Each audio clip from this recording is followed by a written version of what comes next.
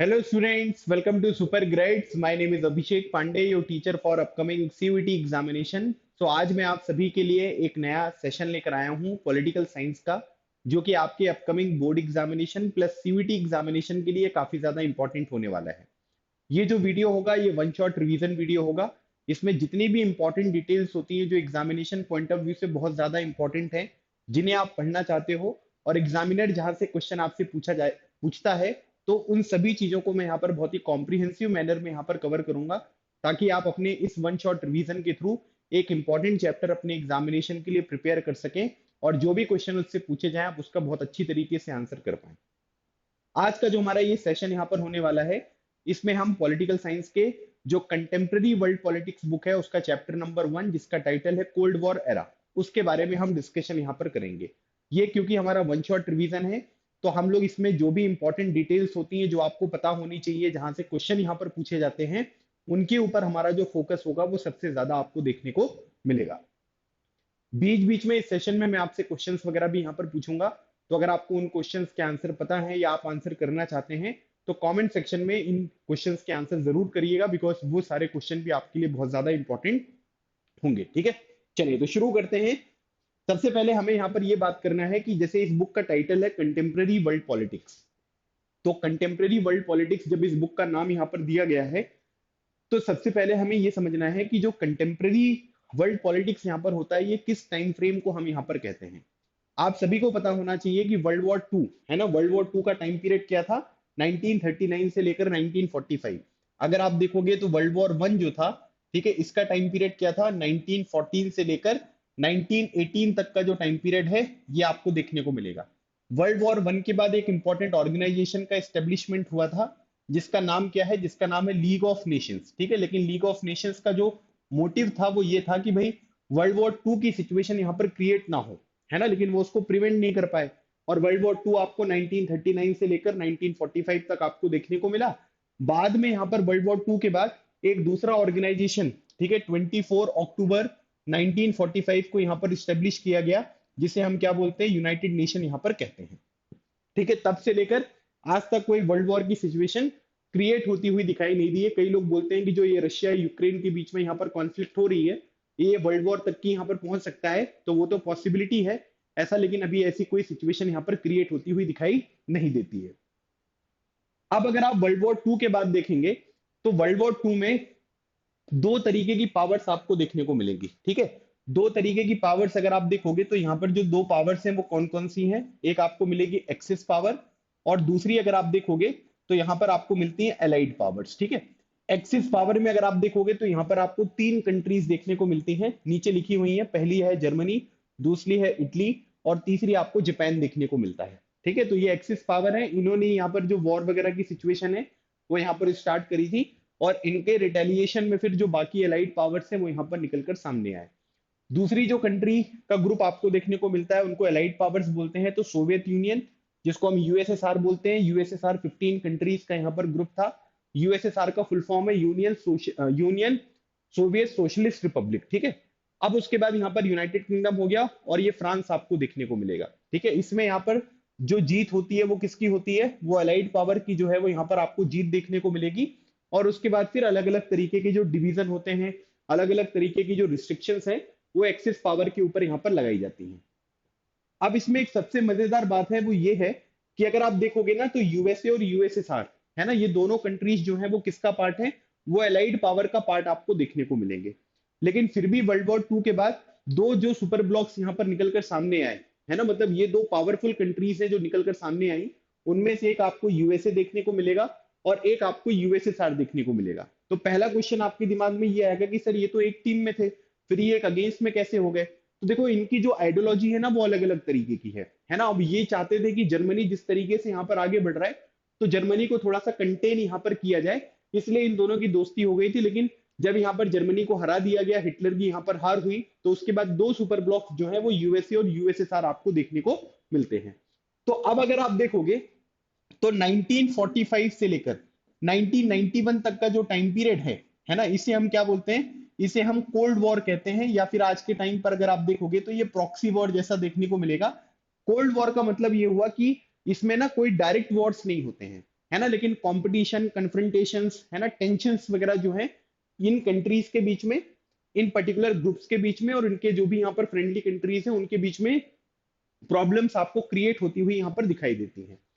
अब उसके बाद जब ये कोल्ड वॉर खत्म होगा, है ना, कोल्ड वॉर कब खत्म होगा, जब इसमें से एक पर्टिकुलर ग्रुप जो है वो यहाँ पर क्या है कि उसका एसोसिएशन आपको देखने को नहीं मिलेगा।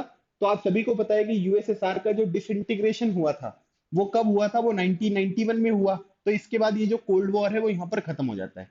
अब जैसे ही यहाँ पर कोल्ड वॉर खत्म होता है, इसके बाद अगर आप देखोगे तो आपको एक बात ये समझ में आएगी कि जो कंटेम्प्रेरी एरा है वर्ल्ड पॉलिटिक्स में, ये आपको शुरू होता हुआ यहाँ पर दिखाई देगा। ठीक है, तो क्या मतलब हुआ, कंटेम्प्रेरी वर्ल्ड पॉलिटिक्स जो है इसकी शुरुआत कब होगी, जब कोल्ड वॉर खत्म होगा। अब कोल्ड वॉर का टाइम पीरियड क्या था, 1945 से लेकर 1991 तक ये कोल्ड वॉर था। लेकिन कंटेम्प्रेरी वर्ल्ड पॉलिटिक्स को समझने के लिए हमें कोल्ड वॉर जो है वो समझना बहुत जरूरी है, और इसीलिए आपको ये पहले चैप्टर में कोल्ड वॉर एरा जो है वो यहाँ पर पढ़ाया गया है। और इसीलिए यहाँ पर ये चीज लिखी हुई है कि अगर हमें कंटेम्प्रेरी वर्ल्ड पॉलिटिक्स समझना है तो सबसे पहले हमें जो कोल्ड वॉर का टाइम पीरियड है ये पढ़ना और समझना बहुत जरूरी होगा। ठीक है, तो ये एक बेसिक इंट्रोडक्शन है जो आपको थोड़ा सा ध्यान रखना है। अब उसके बाद हमारा जो सबसे इंपॉर्टेंट पॉइंट है वो यहाँ पर ये है कि जब ये कोल्ड वॉर का टाइम पीरियड चल रहा था तब इसमें कहीं पर कोई डायरेक्ट वॉर्स नहीं थे, ये बात आपको ध्यान रखना है। आप इसमें देखोगे ना तो कई तरीके की कॉम्पिटिशन्स हैं, कई तरीके की टेंशन्स हैं, कई तरीके की कन्फ्रंटेशंस आपको देखने को मिलेगी, जहां पर यूएसए और यूएसएसआर, ये दोनों कंट्रीज या जो दोनों ग्रुप आपको देखने को मिलेंगे, है ना, वो एक दूसरे के सामने यहाँ पर आकर खड़े हो जाते थे। और उस टाइम पीरियड पर ऐसा लगता था कि अगर मान लीजिए कि किसी भी पर्टिकुलर ग्रुप ने एक बहुत गलत डिसीजन यहाँ पर ले लिया तो फिर वर्ल्ड वॉर की सिचुएशन जो है वो दोबारा यहाँ पर आपको क्रिएट होती हुई दिखाई देगी। इसी तरीके की सिचुएशन क्यूबन मिसाइल क्राइसिस में आपको देखने को मिलता है। क्यूबन मिसाइल क्राइसिस का जो टाइम पीरियड है ये 1961 से लेकर 1962 तक आपको देखने को मिलेगा। अगर हम क्यूबा को देखेंगे तो आपको ये north American country United states देखने को मिलता है, ठीक है, नीचे साउथ अमेरिका है, और ये जो कंट्रीज का ग्रुप है इसको हम सेंट्रल अमेरिकन कंट्रीज बोलते हैं। यहां पर अगर आप देखोगे तो ये क्यूबा कंट्री है। क्यूबा को पहले sugar bowl of the world बोलते थे, लेकिन आज के टाइम पीरियड पर ब्राजील को sugar bowl of the world बोलते हैं क्योंकि वहां पर सुगर का प्रोडक्शन जो है वो ज्यादा होता है। क्यूबा की कैपिटल अगर आप देखोगे तो क्यूबा की कैपिटल जो है वो हवाना है। आपसे क्वेश्चन ये पूछा जा सकता है कि क्यूबा जो कंट्री है ये कौन से ओशियन में है, तो ये अटलांटिक ओशियन में आपको देखने को मिलेगा। तो यहां पर ये क्राइसिस जो है वो क्रिएट हुई थी और इसी वजह से इसको क्यूबन मिसाइल क्राइसिस यहां पर कहते हैं। अच्छा, अब एक बात आपको ये ध्यान रखना है कि क्यूबा में जो पहले रूलर थे, है ना, वो क्या करते थे, क्योंकि जब ये वर्ल्ड वॉर टू खत्म हुआ तो दो कंट्रीज का ग्रुप बन गया, तो सभी कंट्रीज यहाँ पर क्या करने लग गए कि एक पर्टिकुलर सुपर पावर के साथ जो है वो अलाइन होने लग गए। जैसे वेस्टर्न यूरोपियन कंट्रीज को देखोगे तो उनका अलाइनमेंट जो है वो यूएसए के साथ है। ईस्टर्न यूरोपियन कंट्रीज का अलाइनमेंट अगर आप देखोगे तो वो किसके साथ है, वो आपको यहाँ पर देखने को मिलेंगे यूएसएसआर के साथ। इंडिया और बहुत सारी दूसरी डेवलपिंग कंट्रीज है जिन्होंने नॉन अलाइनमेंट मूवमेंट का यहाँ पर पाथ यहाँ पर चूज किया था, दैट इज डिफरेंट थिंग। तो अब यहाँ पर क्या हुआ कि स्टार्टिंग में अगर आप देखोगे तो क्यूबा का जो एसोसिएशन है वो किसके साथ है, वो यूनाइटेड स्टेट्स के साथ आपको देखने को मिलेगा। लेकिन यहां पर क्या हुआ कि फिर एक मिलिट्री रूलर जो है वो निकलकर सामने आए, जिनका नाम क्या था, जिनका नाम था, ठीक है, फिडेल कास्ट्रो, जो आपको ये फोटो में देखने को मिल रहे हैं। इन्होंने यहाँ पर क्या किया कि मिलिट्री कू जो है वो क्यूबा में यहाँ पर कर दिया, है ना, जिसको हम क्या बोलते हैं, जिसको हम बोलते हैं तख्ता पलट। तो यहाँ पर क्या हुआ कि जो आप ये देख सकते हैं कि क्यूबा में तख्ता पलट हो गया, और इन्होंने ये बोल दिया कि क्यूबा जो है वो अब यूनाइटेड स्टेट्स का यहाँ पर एलाई नहीं है, वो किसका एलाई होगा, वो एलाई आपको देखने को मिलेगा यूएसएसआर का। तो इसका मतलब ये हुआ कि क्यूबा ने यूनाइटेड स्टेट्स को यहाँ पर धोखा दे दिया, है ना। इसका रीजन क्या है, क्योंकि मिलिट्री कू हुआ, इससे पहले वाले जो रूलर थे वो यूनाइटेड स्टेट्स को सपोर्ट करते थे, उनके एलाई थे। बाद में यहाँ पर क्या है कि क्यूबा ने अपने आप को यूएसएसआर का एलाई जो है वो यहाँ पर डिक्लेयर कर दिया, और इसकी वजह से अगर आप देखोगे तो यूएसए बहुत परेशान हो गया। यूएस ने इवन क्या किया कि इनके ऊपर अटैक भी यहाँ पर किया, जिसको अगर हम देखेंगे ना तो एक नाम से यहाँ पर जाना जाता है जिसको बोलते हैं पिग्स बे इन्वेजन, है ना। आपसे ये बोला जा सकता है कि जो पिग्स बे इन्वेजन है ये कहां पर आपको देखने को मिला था, ये मिला था क्यूबा में। कब हुआ था, 1961 में हुआ था। किसने सपोर्ट किया था, यूएसए ने सपोर्ट किया था, ताकि जो ये तख्ता पलट इन्होंने यहाँ पर किया है इस चीज को हम दोबारा ओरिजिनल पोजीशन पे जो है वो रिस्टोर यहाँ पर कर सके। और इसी बात से फिर क्या हुआ कि क्यूबा ने यूएसएसआर को बोला कि भाई आपकी हमको अब मदद करनी पड़ेगी, मतलब आप हमारी मदद करो, इस तरीके की सिचुएशन आपको देखने को मिल रही है। तो फिर यहाँ पर यूएसएसआर ने ये सोचा कि हम क्या करते हैं कि क्यूबा में न्यूक्लियर मिसाइल जो है वो यहाँ पर इंस्टॉल कर देते हैं। ठीक है, तो इन्होंने ये डिसाइड किया कि हम जो है वो न्यूक्लियर मिसाइल यहाँ पर इंस्टॉल कर लेंगे। उस टाइम पीरियड पर यूएसए के जो प्रेसिडेंट थे उनका नाम क्या था? उनका नाम था जॉन एफ कैनेडी। ये है जॉन एफ कैनेडी। जब क्यूबन मिसाइल क्राइसिस आपको देखने को मिल रही थी तो John F Kennedy was the US president, और यूएसएसआर के जो प्रेसिडेंट थे उनका नाम क्या था? निकिता खुर्शीव। तो मैंने क्यूबन मिसाइल क्राइसिस से रिलेटेड 3 लीडर्स के नाम आपको बताए। पहली बात, यूएसएसआर के प्रेसिडेंट कौन है? निकिता खुर्शीव। पहले अगर आप देखोगे तो 1917 में, ठीक है, रशियन रिवॉल्यूशन हुआ जिसको हम बोल्शेविक रिवॉल्यूशन बोलते हैं, क्योंकि रशिया में एक पार्टी थी जिसका नाम है बोल्शेविक पार्टी, जिसके फाउंडर थे व्लादिमीर लेनिन।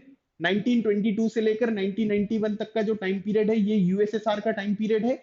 इसके पहले प्रेसिडेंट जो थे वो व्लादिमीर लेनिन थे। उसके बाद जोसेफ स्टालिन आपको देखने को मिलेंगे, और तीसरे जो यूएसएसआर के प्रेसिडेंट थे उनका नाम था निकिता खुर्शीव। तो क्यूबन मिसाइल क्राइसिस के दौरान यूएसएसआर के जो प्रेसिडेंट है उनका नाम है निकिता खुर्शीव। यूएसए के जो प्रेसिडेंट है उनका नाम क्या है? उनका नाम है जॉन एफ कैनेडी। और क्यूबा की जो प्रेसिडेंट थे उनका नाम था फिडेल कास्ट्रो, जो कि एक मिलिट्री रूलर आपको देखने को मिलेंगे। तो इन्होंने यहां पर क्या किया? उन्होंने बोला कि सर आपकी हमें मदद करनी पड़ेगी। तो फिर इन्होंने यहां पर क्या कर दिया कि न्यूक्लियर मिसाइल जो है वो क्यूबा में यहां पर इंस्टॉल कर दी। अभी न्यूक्लियर मिसाइल अगर क्यूबा में इंस्टॉल कर देंगे तो आप यहां पर ये देखोगे कि क्यूबा से अगर मान लीजिए कि यूएसए है ना, क्योंकि क्यूबा से यूएसए बहुत पास है, तो इससे यहां पर क्या होगा? इससे अगर आप देखोगे तो आपको एक बात ये भी समझ में आएगी कि क्यूबा से यूएसए के बहुत सारे जो इंपॉर्टेंट लोकेशंस हैं, इंपॉर्टेंट सिटीज हैं, इंपॉर्टेंट बेसिस हैं, वहां पे डायरेक्टली जो है वो अटैक किया जा सकता था। इससे पहले आपको ये भी ध्यान रखना है कि यूएसए ने भी यहाँ पर क्या किया था कि जो इटली है, टर्की है ना, इन कंट्रीज में जो है वो अपने मिसाइल्स वगैरह इंस्टॉल कर दिए थे, ताकि ये लोग रशिया को भी बहुत अच्छी तरीके से यहाँ पर टारगेट कर सके। आपको विश्वास नहीं होगा, इन लोगों को ना 3 वीक तक जो है वो पता ही नहीं चला, है ना, कि इस तरीके की कोई प्रॉब्लम जो है वो यहाँ पर क्रिएट हो गई है। एग्जामिनेशन में क्वेश्चन ये भी पूछा जा सकता है कि कितने वीक तक नहीं पता चला था। तो 3 वीक्स तक इनको कोई इंफॉर्मेशन जो है वो आपको देखने को नहीं मिलेगी। बाद में जब यहाँ पर पता चला तो जो जॉन एफ कैनेडी है या फिर जो दूसरे उनके एडवाइजर हैं उन्होंने ये बोला कि हमें बहुत ही पीसफुल तरीके से इस सिचुएशन को यहाँ पर टैकल करना पड़ेगा, बिकॉज दोनों कंट्रीज जो है वो कैसी है? वो न्यूक्लियर कैपेबल कंट्रीज है। अगर एक छोटी सी भी गलती यहाँ पर होगी तो न्यूक्लियर वॉर जो है वो यहाँ पर इनिशिएट हो जाएगा, और दोनों कंट्रीज जो है इस चीज को अफोर्ड नहीं कर सकती हैं, है ना। मतलब न्यूक्लियर वॉर की बात तो ऐसी हो गई कि एक कंट्री ने दूसरी कंट्री के ऊपर 2 न्यूक्लियर बॉम्ब जो है वो गिराए, है ना। पहली वाली कंट्री अगर एक भी गिरा देगी तो उससे भी आपको बहुत नुकसान देखने को मिलेगा। तो इसीलिए ये चीज जो है वो समझना आपके लिए बहुत जरूरी है, और ये पॉइंट जो है ये मैं इसी के साथ आप के लिए जो है वो डिस्कस कर रहा हूं। तो उन्होंने यहाँ पर क्या किया कि बहुत शांतिपूर्ण तरीके से जो है वो यहाँ पर बात करने की कोशिश करी, लेकिन जॉन एफ कैनेडी और उनके जो भी एडवाइजर थे वो इस बात के लिए बहुत ही फर्म थे कि हमें यहाँ से जो ये न्यूक्लियर मिसाइल है इसे बिल्कुल हटवाना है। यूनाइटेड नेशन में भी ये बात पहुंची, यूनाइटेड नेशन में भी इसके ऊपर डिसीजन लेने की बात करी गई कि हमें क्या करना पड़ेगा कि जो भी यहाँ पर ये पूरा का पूरा, ठीक है, जो भी पूरा का पूरा ये इंस्टॉलमेंट वगैरह हुआ है इसको हटाना पड़ेगा। तो पहली बात तो ये ध्यान रखना है कि 1961 में ये इंस्टॉलमेंट आपको देखने को मिलेगा।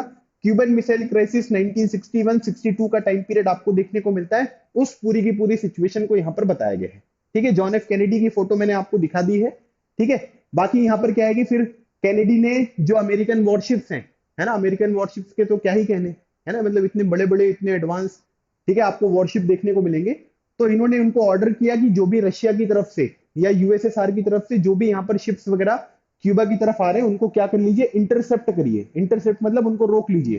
तो इससे क्या है कि यूएसएसआर को एक मैसेज भी पहुंच जाएगा, और फाइनली क्या हुआ कि बहुत सारे नेगोशिएशन के बाद, ठीक है, अगर आप देखोगे तो फाइनली दोनों कंट्रीज ने यहाँ पर एग्री किया कि ठीक है हम लोग यहाँ से जो है वो हटा लेंगे, ठीक है, उसको कोई दिक्कत यहाँ पर नहीं होगी, ठीक है। तो ये चीज जो है वो यहाँ पर आपको ध्यान रखनी है कि इस तरीके से क्यूबन मिसाइल क्राइसिस यहाँ पर हुई, और फाइनली जो है वो बाद में क्या हुआ कि जो न्यूक्लियर मिसाइल यहाँ पर इंस्टॉल करी गई थी उनको यहाँ से हटाया गया, ठीक है।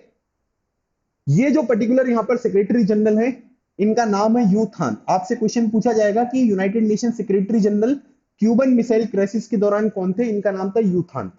अब याद रखिएगा यू थान जो है ये कौन सी कंट्री से यहाँ पर बिलोंग करते हैं? ये म्यांमार से बिलोंग करते हैं। इनके बारे में मैं इतनी इंफॉर्मेशन आपको क्यों प्रोवाइड कर रहा हूं? क्योंकि ये पहले एशियन ओरिजिन के यहाँ पर यूनाइटेड नेशन सेक्रेटरी जनरल आपको देखने को मिलेंगे। पहले एशियन पर्सन है जो यूनाइटेड नेशन सेक्रेटरी जनरल यहाँ पर बने थे। अगर आपसे कोई ये पूछेगा कि सर सेकंड भी है क्या, कोई और भी है क्या जो यहाँ पर यूनाइटेड नेशन सेक्रेटरी जनरल बने थे? यस, बिल्कुल सही बात है। तो इनका नाम क्या है? इनका नाम है बान की मून। ठीक है, सो बान की मून जो है ये कौन सी कंट्री के हैं? ये आपको साउथ कोरिया के यहाँ पर देखने को मिलेंगे। ठीक है, तो ये दो एशियन है जो यूनाइटेड नेशन सिक्योरिटी जनरल के पोस्ट तक यहाँ पर पहुंच चुके हैं। ठीक है, तो यही सब चीजें जो है इसको हम क्या बोलते हैं? क्यूबन मिसाइल क्राइसिस बोलते हैं। इसके बारे में हम लोग क्यों डिस्कस कर रहे हैं? क्योंकि ये बहुत ही हाई पॉइंट था, है ना। सब लोग ये देख रहे थे कि अलग अलग तरीके की प्रॉब्लम्स जो है वो आपको देखने को मिल रही हैं कोल्ड वॉर के दौरान, लेकिन ये सिचुएशन ऐसी थी कि अगर सही तरीके से रिस्पॉन्सिबल तरीके से यहाँ पर काम नहीं होता तो यहाँ पर जो है न्यूक्लियर वॉर आपको देखने को मिल जाते। और न्यूक्लियर वॉर का एक डिटरेंस भी जो है वो यहाँ पर आपको देखने को मिलेगा, जिसे हम लॉजिक ऑफ डिटरेंस बोलते हैं, कि दोनों कंट्रीज को यहाँ पर ये पता था कि भाई दोनों कंट्रीज जो है वो न्यूक्लियरली यहाँ पर कैपेबल है, और अगर हम यहाँ पर क्या है कि रिस्पॉन्सिबल तरीके से परफॉर्म नहीं करेंगे तो बहुत सारी प्रॉब्लम्स जो है वो यहाँ पर क्रिएट हो सकती हैं। क्लियर हो गया? तो ये पॉइंट जो है ये आपको ध्यान रखना है। जितने भी बेसिक इंफॉर्मेशन यहाँ पर लिखी गई है बहुत ही सिंपल और क्रक्स लैंग्वेज में मैंने आपको यहाँ पर समझा दिया है, और मुझे लगता है कि आपको क्यूबन मिसाइल क्राइसिस जो है ये अच्छी तरीके से यहाँ पर समझ में आ गया होगा। अब ये जो पूरा का पूरा, ठीक है, कोल्ड वॉर की सिचुएशन यहाँ पर आपको देखने को मिल रही थी। कोल्ड वॉर की सिचुएशन में आप ये मान लीजिए कि ऐसे ही नहीं था कि ये बस जो अलग अलग तरीके के इश्यूज हैं, है ना, केवल इन्हीं क्यों हम यहाँ पर कोल्ड वॉर कह रहे हैं। एक्चुअली यहाँ पर अगर आप देखोगे ना तो आपको एक बात ये समझ में आएगा कि ये जो पूरा का पूरा यहाँ पर दो ग्रुप्स हैं, है ना। जैसे पहला ग्रुप अगर आप देखोगे तो आपको यूएसए देखने को मिलेगा, दूसरा ग्रुप अगर आप देखेंगे तो यहाँ पर आपको यूएसएसआर देखने को मिलेगा। इनके बीच में आइडियोलॉजिकल डिफरेंस भी आपको देखने को मिलते हैं। अब ये आइडियोलॉजिकल डिफरेंस यहाँ पर क्या है? जैसे अगर आप यूएसए के केस में देखोगे तो यूएसए जो है वो किसको सपोर्ट करता है? लिबरल डेमोक्रेसी को जो है वो यहाँ पर सपोर्ट करता है ना। मतलब लोगों का अधिकार रहेगा, लोगों के बेसिस पे जो है वो यहाँ पर चीजें यहाँ पर आगे बढ़ेंगी, और फिर उसके बाद प्रॉफिट के लिए कैपिटलिस्ट जो इकोनॉमी है या जो कैपिटलिज्म है इसको ये लोग यहाँ पर सपोर्ट करते हैं। ठीक है, मतलब चीजें क्या है कि प्राइवेट प्रॉपर्टी वगैरह का कॉन्सेप्ट यहाँ पर रहेगा, जबकि यूएसएसआर के केस में ऐसा नहीं है। यूएसएसआर के केस में अगर आप देखोगे तो यहाँ पर आपको क्या देखने को मिलेगा? एक तरफ आपको सोशलिज्म देखने को मिलता है और फिर ये कम्युनिज्म आपको देखने को मिलेगा। तो ये आइडियोलॉजिकल जो डिफरेंस है ना, वो भी आपको देखने को मिलते हैं। अब अगर मान लीजिए कि यूएसए को 50 कंट्री सपोर्ट कर रही है, हाइपोथेटिकल स्पीकिंग, यूएसएसआर को 70 कंट्रीज यहाँ पर सपोर्ट कर रही है, तो इसका मतलब ये हुआ कि यूएसएसआर की जो आइडियोलॉजी है वो ज्यादा पॉपुलर आपको देखने को मिल रही है, लोग उसकी आइडियोलॉजी को जो है वो ज्यादा सपोर्ट कर रहे हैं। तो ये भी यहाँ पर कोल्ड वॉर की फॉर्मेशन का एक पर्टिकुलर रीजन जो है वो आपको देखने को मिलेगा कि इनमें आइडियोलॉजिकल डिफरेंस जो है वो आपको देखने को मिल रहे हैं। यूएसए लिबरल डेमोक्रेसी कैपिटलिज्म हो गया, और यूएसएसआर अगर आप देखोगे तो सोशलिज्म और कम्युनिज्म जो है वो आपको देखने को मिलेगा। ये एग्जामिनेशन में क्वेश्चन आपसे पूछा जा सकता है। अब यूएसए का जो अलायंस है ना, मतलब यूएसए में अगर आप देखोगे तो यूएसए नॉर्थ अमेरिका, ठीक है, तो इनमें जो वेस्टर्न यूरोपियन कंट्रीज हैं उन्होंने यूएसए को यहाँ पर सपोर्ट किया, इसीलिए आप ये कह सकते हैं कि यूएसए जो है वो वेस्टर्न अलायंस का आपको पार्ट देखने को मिलेगा। इसी तरीके से यूएसएसआर के केस में अगर आप देखोगे तो ईस्टर्न यूरोप की जो कंट्रीज हैं उन्होंने इसको सपोर्ट किया था, इसलिए ईस्टर्न अलायंस का जो फॉर्मेशन यहाँ पर हुआ था उसका लीडर कौन था? उसका लीडर था यूएसएसआर। ठीक है, तो वेस्टर्न अलायंस आपको देखने को मिल रहा है जहां पर यूएसए लोकेटेड है, उनकी जो अलाइज है फ्रेंडली अलाइज कंट्रीज वो आपको देखने को मिल रहे हैं। ईस्टर्न अलाइज में अगर आप देखोगे तो आपको यूएसएसआर और उनके जो भी यहाँ पर कंट्रीज है वो आपको देखने को मिलते हैं। ठीक है, तो वेस्टर्न और ईस्टर्न अलायंस के बारे में भी आपको पता होना जरूरी है। अब अगली हमारी जो हेडिंग है इसमें हम ये समझेंगे कि ये जो कोल्ड वॉर है क्या, है ना। मतलब कुछ बेसिक आइडिया तो जो है ये मैंने आपको यहाँ पर बता ही दिया है, लेकिन अब डेफिनेशन के रूप में हम देखेंगे कि कोल्ड वॉर यहाँ पर क्या है। तो मैंने आपको एलाइड पावर्स के बारे में जो है वो इंफॉर्मेशन बता दी है, एक्सिस पावर यहाँ पर कौन है, ठीक है, उनके बारे में मैंने आपको बता दिया, और उसकी वजह से अगर आप देखोगे तो सेकेंड वर्ल्ड वॉर जो है वो यहाँ पर एंड होता है।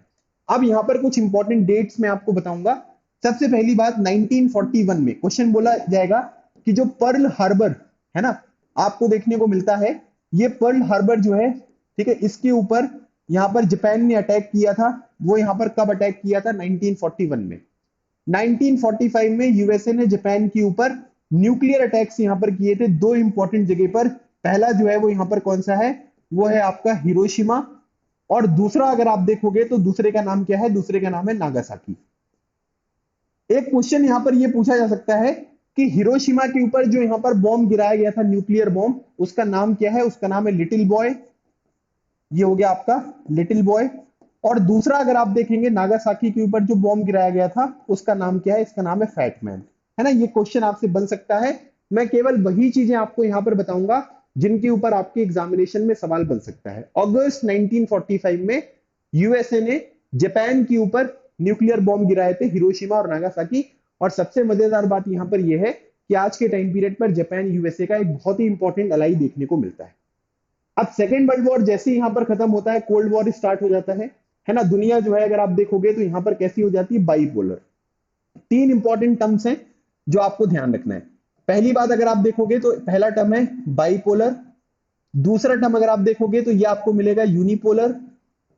और तीसरा टर्म अगर आप देखोगे तो इसे बोलते हैं मल्टीपोलर, है ना। ये सारे के सारे अलग अलग तरीके के जो टर्म्स हैं ये आपको पता होने चाहिए कि इसका मतलब क्या है। जैसे मैग्नेट होता है वो कैसा होता है, बाइपोलर, है ना, क्योंकि उसमें दो पोल्स होते हैं, एक आपको नॉर्थ पोल देखने को मिलेगा, एक साउथ पोल देखने को मिलेगा। तो उसी तरीके से वर्ल्ड वॉर टू के बाद दुनिया जो है वो कैसी होगी, बाइपोलर, एक तरफ यूएसए और एक तरफ यूएसएसआर। जब यूएसएसआर का डिसइंटीग्रेशन हुआ 1991 में, उसके बाद अगर आप देखोगे तो दुनिया कैसी हो गई, यूनिपोलर, मतलब यूएस की हेजेमनी जो है वो यहाँ पर आपको स्टेब्लिश होती हुई दिखाई दी। तो इसको हम क्या बोलते हैं कि दुनिया जो है वो यूनिपोलर यहाँ पर हो गई है। मल्टीपोलर का मतलब ये है कि बहुत सारी इंपॉर्टेंट कंट्रीज है, ऐसा नहीं है कि कोई एक कंट्री जो है वो यहाँ पर इंपॉर्टेंट रोल प्ले कर रही है, तो उसको हम बोलते हैं कि ये मल्टीपोलर जो वर्ल्ड है ये आपको देखने को मिलता है। अब आपके मन में क्वेश्चन ये आ रहा होगा कि सर यूएसए और यूएसएसआर, है ना, आज के टाइम पीरियड पर भी अगर हम रशिया यूक्रेन कॉन्फ्लिक्ट में देखेंगे तो बहुत सारे यहाँ पर इश्यूज हैं, लेकिन ये लोग कभी वॉर को इनिशिएट करते नहीं है। इसका रीजन क्या है सर, मतलब कुछ खास बात है क्या इसके लिए? तो सबसे इंपॉर्टेंट बात यहाँ पर यह है, एक होता है लॉजिक ऑफ डिटरेंस। अच्छा, लॉजिक ऑफ डिटरेंस अगर आप देखोगे तो ये किसके लिए है, ये आपकी न्यूक्लियर कैपेबिलिटीज से रिलेटेड, ठीक है, जो आपकी न्यूक्लियर, आप कितने न्यूक्लियर कैपेबल हो उससे रिलेटेड जो है ये आपको देखने को मिलता है। अब आपको पता है कि यूएसए के पास भी न्यूक्लियर वेपन्स हैं और यूएसएसआर के पास भी न्यूक्लियर वेपन्स हैं। और अगर आपको पता है कि वॉर यहाँ पर स्टार्ट होता है तो यूएसए यूएसएसआर के ऊपर न्यूक्लियर बॉम्बिंग करेगा, यूएसएसआर यूएसए के ऊपर करेगा, और इससे दोनों को नुकसान यहाँ पर होगा। मतलब अगर आप ये चाहते हो कि आपको कोई परेशान ना करे, है ना, आपको लगता है कि भाई आपको सब परेशान कर रहे हैं तो आप अपनी बॉडी बना लो, है ना। आप बॉडी बनाओगे तो सामने वाले को, भले को आपको लड़ाई करनी नहीं आती है, लेकिन सामने वाला क्या है कि वो आपकी बॉडी देख के डर जाएगा। तो इससे क्या हो रहा है, आप एक डिटरेंस यहाँ पर क्रिएट कर रहे हो, ठीक है। जैसे छोटे बच्चे होते हैं वो क्या करते हैं कि कहीं पर अगर मान लीजिए कि मोमबत्ती जल रही है तो उनको लगता है कि ये मोमबत्ती जल रही है तो मैं इसको पकड़ लूं जाके, है ना। अभी उसको पकड़ लेंगे तो फिर क्या हो जाएगा, कांड हो जाएगा, 2-3 घंटे तक रोते रहेंगे वो। तो उनको डराया जाता है कि इसको अगर छुओगे तो ऐसा हो जाएगा, वैसा हो जाएगा, बाबा उठा ले जाएंगे तुमको समझ गया। तो डिटरेंस यहाँ पर क्रिएट हो रहा है। तो आप यहाँ पर क्या कर रहा है कि आप अपने अपने आप को इतना स्ट्रांग यहाँ पर कर लिया है ना, अपने पास इतने वेपन्स वगैरह इकट्ठे कर लिए हैं कि सामने वाला अगर आपके ऊपर अटैक करना चाहेगा तो वो कई बार सुनेगा कि भाई साहब अगर मैंने इसके ऊपर अटैक किया तो ये हमारे ऊपर भी करेंगे और हमारी भी हालत खराब हो जाएगी। और इसी वजह से यहाँ पर क्या हुआ, इसी वजह से अगर आप देखोगे कि भाई neither can afford to initiate war, और इसी वजह से ये वॉर वगैरह जो है वो इनिशिएट होते हुए दिखाई नहीं दिए। मतलब आप ये कह सकते हैं कि जब यहाँ पर लॉजिक ऑफ डिटरेंस था और इससे पता था उन लोगों को कि भाई इससे हमको बहुत नुकसान होगा, तो वो लोग रैशनल और रिस्पॉन्सिबल एक्टर की तरह जो है वो यहाँ पर बिहेव करें, है ना। और उसके बाद जो कोल्ड वॉर है इसकी वजह से अगर हम देखेंगे तो ह्यूमन सर्वाइवल जो है वो भी यहाँ पर इंश्योर हुआ। इसके पीछे रीजन यहाँ पर क्या है, बहुत सिंपल है, क्योंकि बहुत बड़े स्केल पर कोई वॉर वगैरह यूएसए और यूएसएसआर के बीच में इनिशिएट नहीं हुआ था, और इसी वजह से हम इसको क्या बोलते हैं, इसको कोल्ड वॉर के नाम से जानते हैं। अगर मान लीजिए कि हम डेफिनेशन के रूप में यहाँ पर जाएंगे तो आपको ये ध्यान रखना है कि कोल्ड वॉर में कोई डायरेक्ट वॉर जो है वो यहाँ पर नहीं होगा, है ना। मतलब जो डायरेक्ट कन्फ्रंटेशन होती है ना वो आपको देखने को नहीं मिलेगी, लेकिन इसमें अलग अलग तरीके की टेंशन आपको देखने को मिलेंगे, ठीक है। अलग अलग तरीके के कॉम्पिटिशन जो है वो आपको देखने को मिलेंगे, अलग अलग तरीके की जो कन्फ्रंटेशन होती हैं कि दोनों कंट्रीज जो है, दोनों ग्रुप जो है वो आपको निकलकर सामने आती हुई दिखाई देंगे। ये सब चीजें यहाँ पर होंगी, लेकिन कोई डायरेक्ट वॉर की सिचुएशन जो है वो क्रिएट नहीं होती है। उसी चीज को हम यहाँ पर क्या बोलते हैं, उसको ही हम यहाँ पर कोल्ड वॉर के नाम से जानते हैं। तो मुझे लगता है कि अब आपको कोल्ड वॉर के बारे में, लॉजिक ऑफ डिटरेंस के बारे में, ये सारी चीजें एकदम यहाँ पर क्लियर हो गई होंगी। अब अगला पॉइंट हम डिस्कस करेंगे, the emergence of two power blocs, है ना। अब इसमें एक चीज मैं यहाँ पर ये ऐड कर देता हूं, आफ्टर वर्ल्ड वॉर टू, जो वर्ल्ड वॉर टू हुआ था उसके बाद अगर आप देखोगे तो दो पावर ब्लॉक्स जो है वो यहाँ पर इमर्ज हुए, है ना। क्योंकि जर्मनी जो उस टाइम पीरियड पर बहुत तेजी से एक्सपेंशन यहाँ पर कर रहा था, उसको तो इन्होंने यहाँ पर रोक दिया है। अब अगर वो चीजें यहाँ पर रुक गई हैं तो फिर तो कोई दिक्कत यहाँ पर नहीं होगी।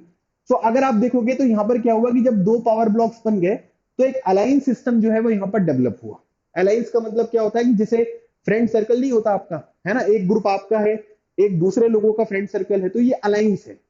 अगर मान लीजिए कि आप मेरी दोस्ती से, मेरी आइडियोलॉजी के साथ यहाँ पर खुश हो, तो आप मेरे अलायंस को ज्वाइन करोगे, है ना। आपको लगता है कि लिबरल डेमोक्रेसी और कैपिटलिज्म जो है वो बहुत इंपॉर्टेंट है, तो आप यूएसए के साथ जाओगे।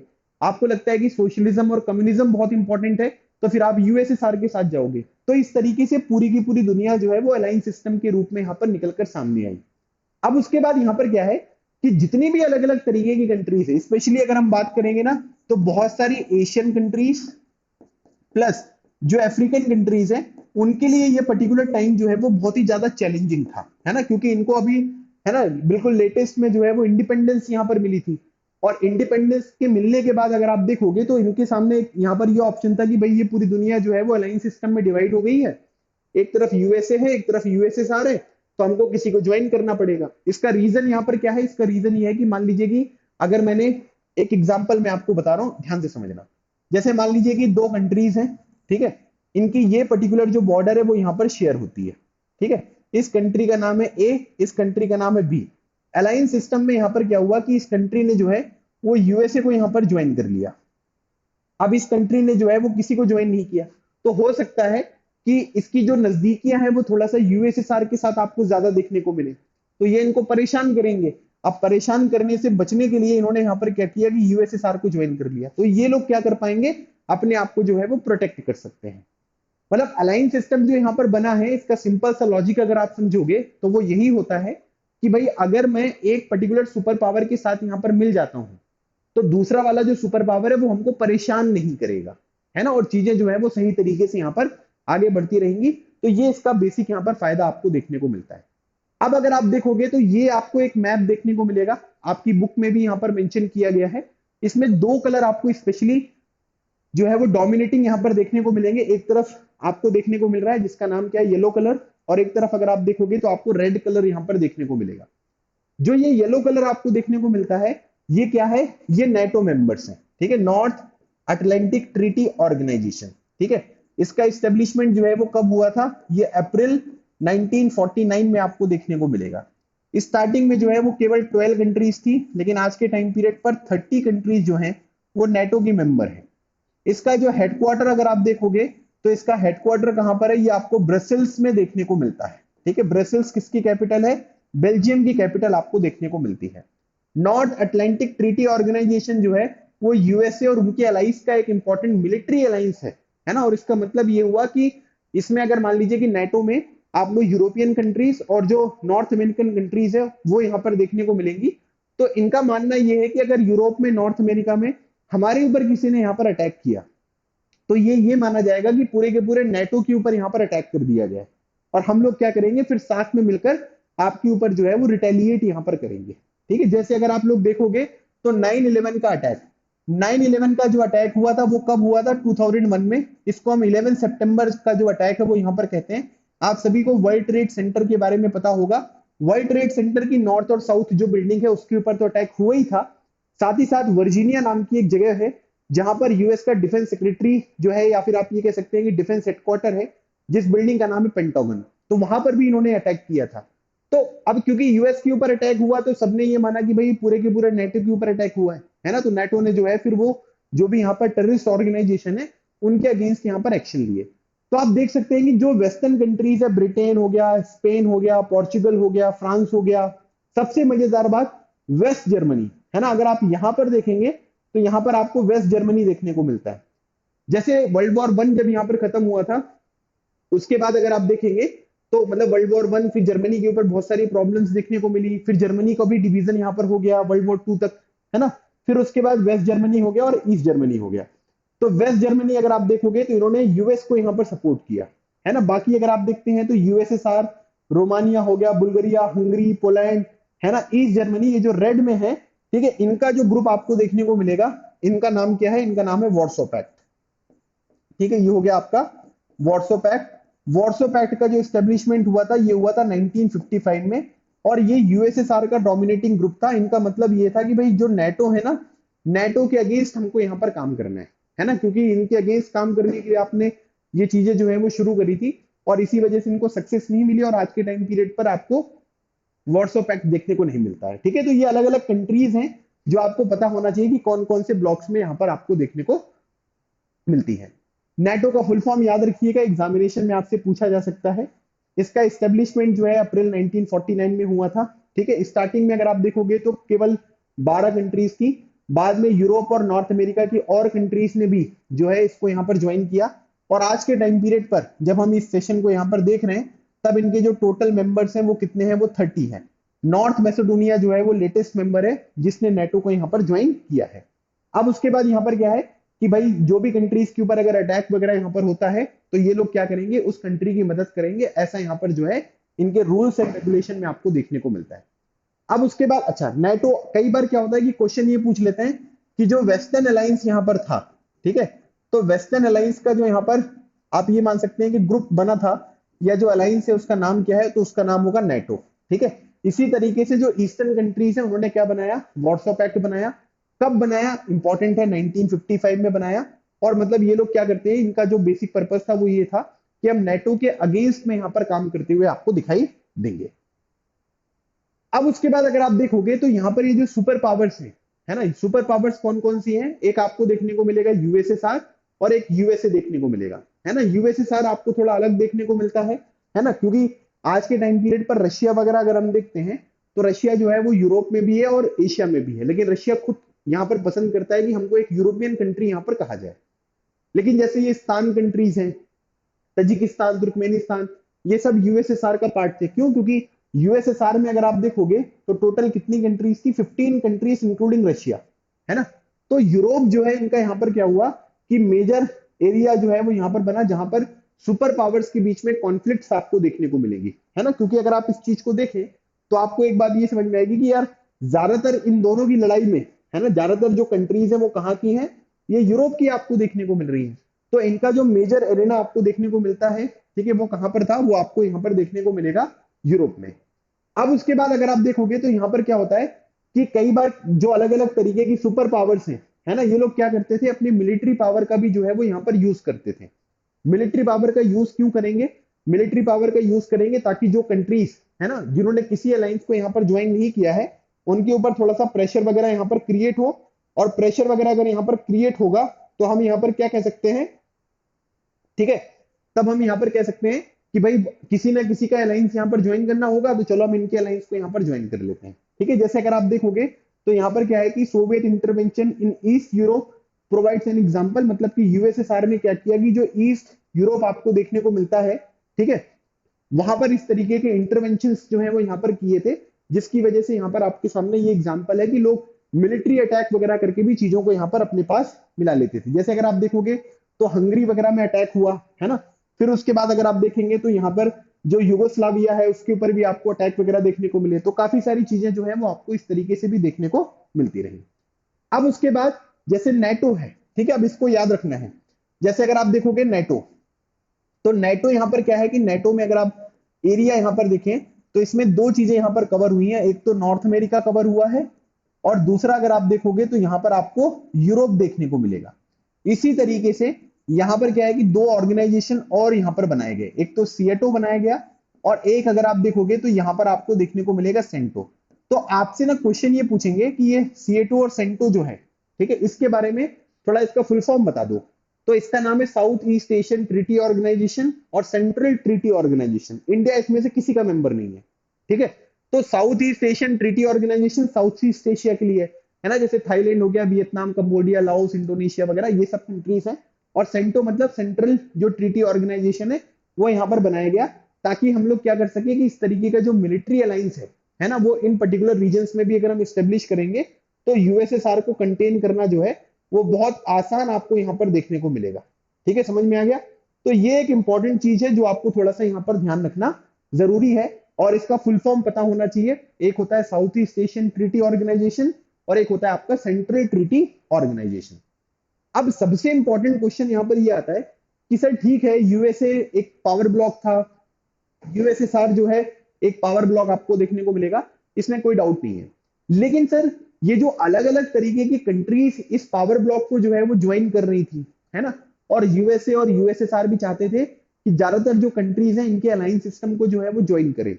तो मतलब आप हमें ये बताइए कि रीजन क्या होता है ना, मतलब जो सुपर पावर्स हैं वो ये क्यों चाहती हैं कि जो छोटी मोटी कंट्रीज हैं या जो दूसरी कंट्रीज है उनके अलायंस को ये लोग यहाँ पर ज्वाइन करें।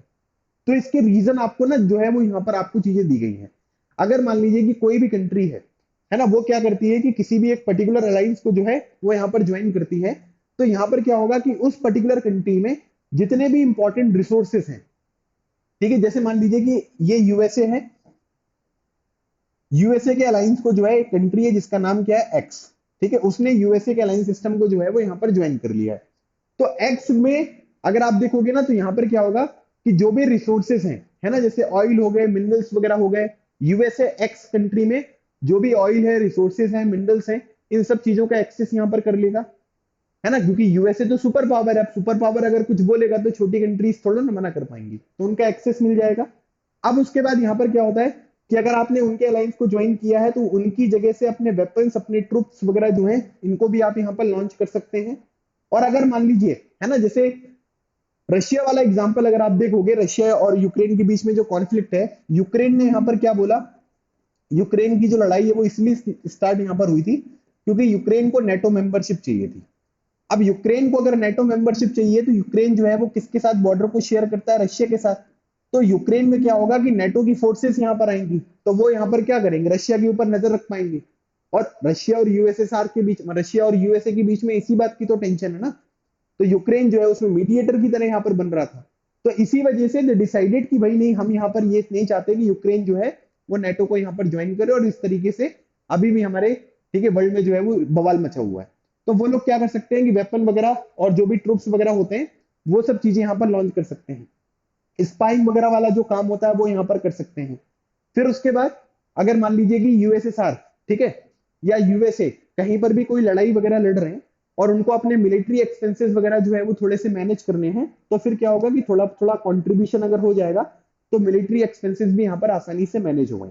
और उसके बाद सबसे इंपॉर्टेंट होती है लॉयलिटी, है ना। अगर मान लीजिए कि आप मेरी आइडियोलॉजी को यहाँ पर फॉलो करते हो और आप लोग हमारा, ठीक है, मुझे यहाँ पर सपोर्ट कर रहे हो, तो इससे क्या है कि पूरी दुनिया में जो है वो इस बात का मैसेज भी जाएगा कि इतनी सारी कंट्रीज हैं जो यूएसए के अलायंस सिस्टम में है, या इतनी सारी कंट्रीज हैं जो यूएसएसआर के अलायंस सिस्टम में है। तो वही बोला गया है कि the loyalty of allies suggested that the super power were winning the war of ideas as well, है ना। मतलब अगर आपके ग्रुप में, आपके अलायंस में ज्यादातर कंट्रीज आपको देखने को मिलेंगे, तो इससे यहाँ पर एक बात ये समझ में आ जाएगी, ठीक है, इससे एक बात ये समझ में आ जाएगी कि आपकी जो पर्टिकुलर आइडियोलॉजी है वो यहाँ पर क्या है कि वो पूरी दुनिया में आपको जीतती हुई दिखाई दे रही है। क्यों? क्योंकि बहुत सारी कंट्रीज जो है वो आपको यहाँ पर सपोर्ट कर रहे हैं।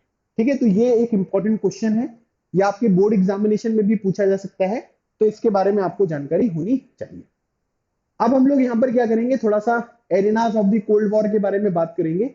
तो यहाँ पर क्या है कि बहुत सारी कोल्ड वॉर के दौरान ना बहुत सारी प्रॉब्लम्स यहाँ पर हुई थी।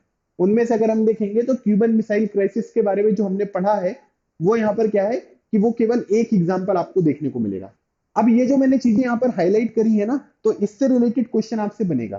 ठीक है, बहुत सारे कन्फ्रंटेशन हुए, जैसे कोरियन पेनिनसुला में, है ना, जो कोरियन पेनिनसुला, इसमें नॉर्थ कोरिया, साउथ कोरिया है, दोनों के बीच में अगर आप देखोगे तो 38th पैरेलल लाइन जो है वो आपको देखने को मिलती है। अब कई लोगों को लगता है कि सर ये 38th पैरेलल लाइन का मतलब क्या हुआ। देखो 38 जो है ये 38 डिग्री है।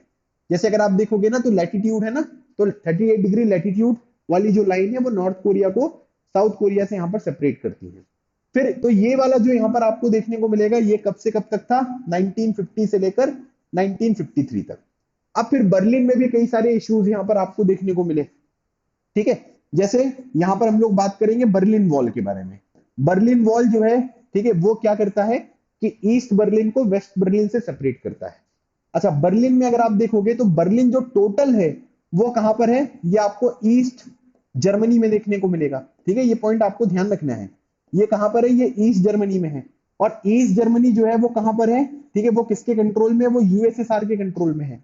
अब दूसरी बात अगर आप देखोगे तो बर्लिन में आपको एक ईस्ट बर्लिन देखने को मिलता है।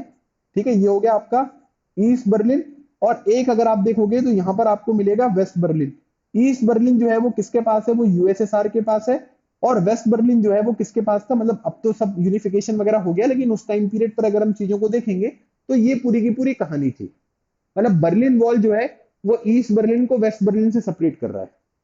अगर हम क्या करेंगे, जर्मनी को हमने इस तरीके से डिवाइड किया, तो बर्लिन यहाँ पर लोकेटेड है ना, मतलब ईस्ट जर्मनी में है। वेस्ट वाला जो जर्मनी वाला पार्ट है, ये यूएसए, यूके, फ्रांस वगैरह के पास, इनके पास जो है वो पार्ट कंट्रोल करते थे। ईस्ट जर्मनी में बर्लिन है। बर्लिन में दो डिवीजन है, ईस्ट बर्लिन, वेस्ट बर्लिन, और वेस्ट बर्लिन जो है वो यूएसए के पास आपको देखने को मिलेगा। बर्लिन वॉल का जो कंस्ट्रक्शन था 1961 में हुआ था, निकिता खुर्शेव ने बनवाया था। 1989 में बर्लिन वॉल जो है वो डिमोलिश करी गई। 1990 में जर्मनी का यूनिफिकेशन हुआ। 1991 में जो है वो यूएसएसआर का डिसइंटीग्रेशन हुआ। मैंने क्या बताया, बर्लिन वॉल का कंस्ट्रक्शन 1961 में निकिता खुर्शेव ने करवाया। 1989 में बर्लिन वॉल जो है वो कोलैप्स होती है। 1990 में जर्मनी का यूनिफिकेशन होता है।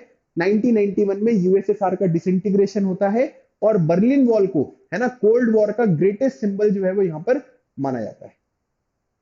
ठीक है, थोड़ा ये चीज जो है वो आपको यहाँ पर ध्यान रखना जरूरी है। So it is important to note that, ठीक है, तो कॉन्गो हो गया है ना, कॉन्गो क्राइसिस जो है अफ्रीकन कॉन्टिनेंट में, यहाँ पर भी आपको देखने को मिलते थे। तो कई सारे कन्फ्रंटेशन जो है वो यूएसए और यूएसएसआर के बीच में देखने को मिले। अब उसके बाद अगर आप देखोगे तो ये जितनी भी प्रॉब्लम्स मैंने आपको यहाँ पर बताई हैं, ये सब किस टाइम पीरियड पर हो रही है, कोल्ड वॉर के टाइम पीरियड पर है। अब कोल्ड वॉर के टाइम पीरियड पर सबसे अच्छी बात अगर आप देखोगे तो वो यही है कि इसकी वजह से ना कोई वर्ल्ड वॉर की सिचुएशन जो है वो यहाँ पर क्रिएट नहीं हुई है। ठीक है, तो ये पॉइंट आपको थोड़ा सा ध्यान रखना है। मतलब आप ये कह सकते हैं कि आप ये मान लीजिए कि when we talk about arenas of the cold war, we refer therefore to areas where crisis and war occurred or threatened to occur between the alliance system but did not cross certain limits। मतलब उनकी एक limit थी, ऐसा नहीं हुआ कि इन particular situations में, ठीक है, कोई न्यूक्लियर वॉर वगैरह की कंडीशन यहाँ पर क्रिएट हो गई हो, है ना। तो इस तरीके की कोई चीज भी जो है वो आपको देखने को नहीं मिलेगी। अब ये देख सकते हैं आप, है ना, ये जो मैंने आपको नॉर्थ कोरिया के बारे में बताया, ठीक है, नॉर्थ कोरिया हो गया, ये साउथ कोरिया है ना, यहाँ पर ये प्रॉब्लम है। नॉर्थ कोरिया की जो कैपिटल है प्योंगयांग हो गई, और साउथ कोरिया की जो कैपिटल है इसका नाम है सियोल। उसके बाद ये जर्मनी वाला जो पॉइंट मैंने आपको बताया, ठीक है, ये ईस्ट जर्मनी है, ये यूएसएसआर के पास आपको देखने को मिल रहा है। ठीक है, उसके बाद अगर आप देखोगे तो ये आपका वेस्ट जर्मनी है, जिसमें आपको यूएसए, यूके, फ्रांस देखने को मिलेंगे। ये बर्लिन है, बर्लिन में भी ईस्ट बर्लिन जो है वो किसके पास है, यूएसएसआर के पास है। और वेस्ट बर्लिन जो है वो यहाँ पर किसके पास है, वो आपको यूएसए के पास देखने को मिलेगा। फिर अब यहाँ पर क्या है कि ये कोल्ड वॉर टाइमलाइन है ना, ये बहुत इंपॉर्टेंट है ना। मतलब मैं उम्मीद करता हूं कि बहुत सारे एग्जामिनेशन में जो क्वेश्चंस होंगे वो डायरेक्टली आपसे यहाँ से पूछे जाएंगे कोल्ड वॉर टाइमलाइन से, है ना। अब यहाँ पर क्या है कि कम्युनिज्म को रोकने के लिए, है ना, जो कम्युनिज्म है इसको रोकने के लिए, क्योंकि मतलब अगर आप देखोगे तो जो जर्मनी था, है ना, वो कम्युनिज्म वगैरह को सपोर्ट करता था, है ना। फिर उसके बाद यूएसएसआर में भी यही सब चीजें आपको देखने को मिलती थी। तो इन सब चीजों को अगर कंट्रोल करना है तो एक अमेरिकन प्रेसिडेंट थे जिनका नाम था हैरी ट्रूमैन, है ना। तो ये हैरी ट्रूमैन है, इनका डॉक्ट्रिन आपको देखने को मिलेगा। तो यहां से क्वेश्चन बनेगा कि हैरी ट्रूमैन का किससे रिलेटेड यहाँ पर डॉक्ट्रिन था, तो वो था कंटेनमेंट ऑफ कम्युनिज्म, कि कैपिटलिज्म को हमें सपोर्ट करना है और यहाँ पर क्या है कि कम्युनिज्म को रोकना है। तो अमेरिकन प्रेसिडेंट हैरी ट्रूमैन की डॉक्ट्रिन है 1947 की। फिर उसके बाद जो वेस्टर्न यूरोप है वर्ल्ड वॉर वगैरह की वजह से, है ना, इनकी जो पूरी की पूरी सिचुएशन है वो बहुत खराब हो गई थी, जो यूरोपियन कंट्रीज हैं। तो उनकी इकोनॉमिक, आप ये मान सकते हैं कि रिकवरी के लिए यूएसए ने एक प्लान बनाया था, मार्शल प्लान, कि हम वेस्टर्न जो यूरोप की कंट्रीज हैं उनकी यहाँ पर जो इकोनॉमी है उसको हम थोड़ा सा कंसोलिडेट यहाँ पर करेंगे। ठीक है, तो ये पॉइंट आपको देखने को मिलेगा। अच्छा, अब यहाँ पर अगर आप देखोगे ना तो यहाँ पर क्या है, ये चीजें हैं। जैसे अगर मैंने आपको यहाँ पर बताया कि ये वाला जो पार्ट है ना, ये जो पार्ट आपको देखने को मिल रहा है व्हाइट में, ये क्या है, बर्लिन है। तो बर्लिन में भी अगर आप देखोगे ना तो ब्लॉकेड वगैरह लग गया था। ठीक है, जहाँ ग्रेटेस्ट ब्लॉकेड है, तो ब्लॉकेड से क्या होता था कि जैसे ईस्ट बर्लिन हो या वेस्ट बर्लिन है, ईस्ट बर्लिन यूएसएसआर के पास है, तो वेस्ट बर्लिन में सामान वगैरह नहीं पहुंच पाते थे। तो सामान वगैरह को पहुंचाने के लिए फिर यहाँ पर ये जो आप ये यूएसए या उनकी जो फ्रेंडली कंट्रीज हैं उन्होंने यहाँ पर एयर सप्लाईज जो है वो यहाँ पर करी थी, है ना, ताकि जो वेस्ट बर्लिन के लोग हैं उनको कोई प्रॉब्लम यहाँ पर ना हो। फिर उसके बाद ये 1948-49 ईयर याद रखना है। बर्लिन ब्लॉकेड यहाँ पर कब हुआ था, मेरा कहने का मतलब ये है कि जैसे मान लीजिए कि ये बर्लिन है, ये ईस्ट बर्लिन है, ठीक है, और ये यहाँ पर क्या है, ये वेस्ट बर्लिन है। ईस्ट बर्लिन जो है वो किसके पास है, वो यूएसएसआर के पास है। वेस्ट बर्लिन जो है वो यूएसए के पास है। तो इसको ब्लॉक कर दिया था। ठीक है, अब इसको ब्लॉक कर देंगे तो खाने पीने के सामान नहीं पहुंच पाएंगे, तो यहां से जो है वो एयर सप्लाईज वगैरह जो है वो यहाँ पर करी गई थी। ठीक है, तो 1947 से लेकर 1948-49 का जो टाइम पीरियड है, इसमें अगर आप देखोगे तो ये बर्लिन ब्लॉकेट जो है वो देखने को मिला था, और फिर जो भी सप्लाईज वगैरह है उनको एयरलिफ्ट किया गया। 1950 से लेकर 1953 तक का टाइम पीरियड जो है वो कोरियन वॉर, ठीक है, और ये याद रखना 38 पैरेलल लाइन जो है वो नॉर्थ कोरिया को साउथ कोरिया से सेपरेट करती है। फिर उसके बाद यहाँ पर क्या है कि 1954 में, ठीक है, मतलब यहाँ पर क्या है कि वियतनाम में फ्रेंच जो है, defeat of the French by the Vietnamese, है ना, मतलब वियतनामी जो फोर्सेस हैं उन्होंने फ्रेंच को हरा दिया। जिनेवा अकॉर्ड को यहाँ पर साइन किया गया, है ना।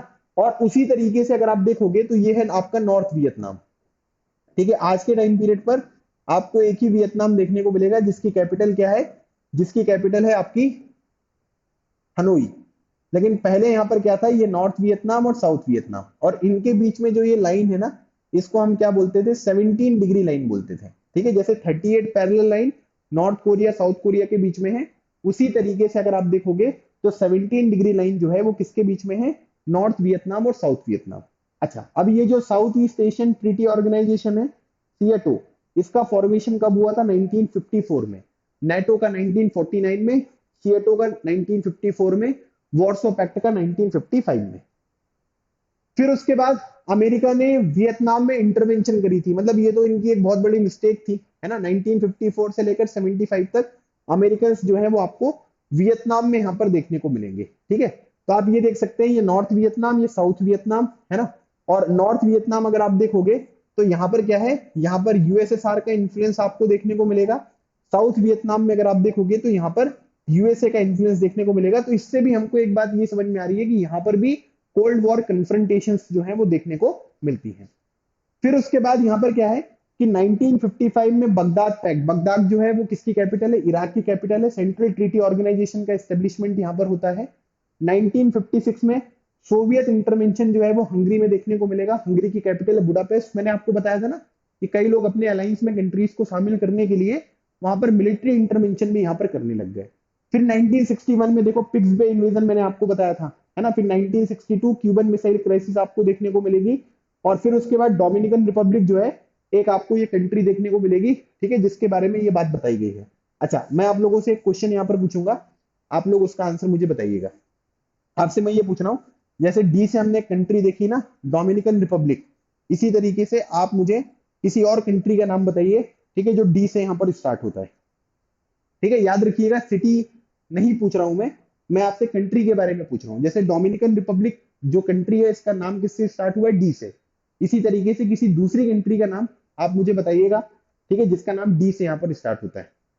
ठीक है, क्लियर हो गया। तो ये चीज जो है ये थोड़ा सा आपको यहाँ पर ध्यान रखना है, ठीक है। जैसे आप लोग डेनमार्क बता सकते हैं, तो डेनमार्क मैंने हटा दिया, ठीक है। और बताओ, ठीक है, और यहाँ पर क्या हो सकता है।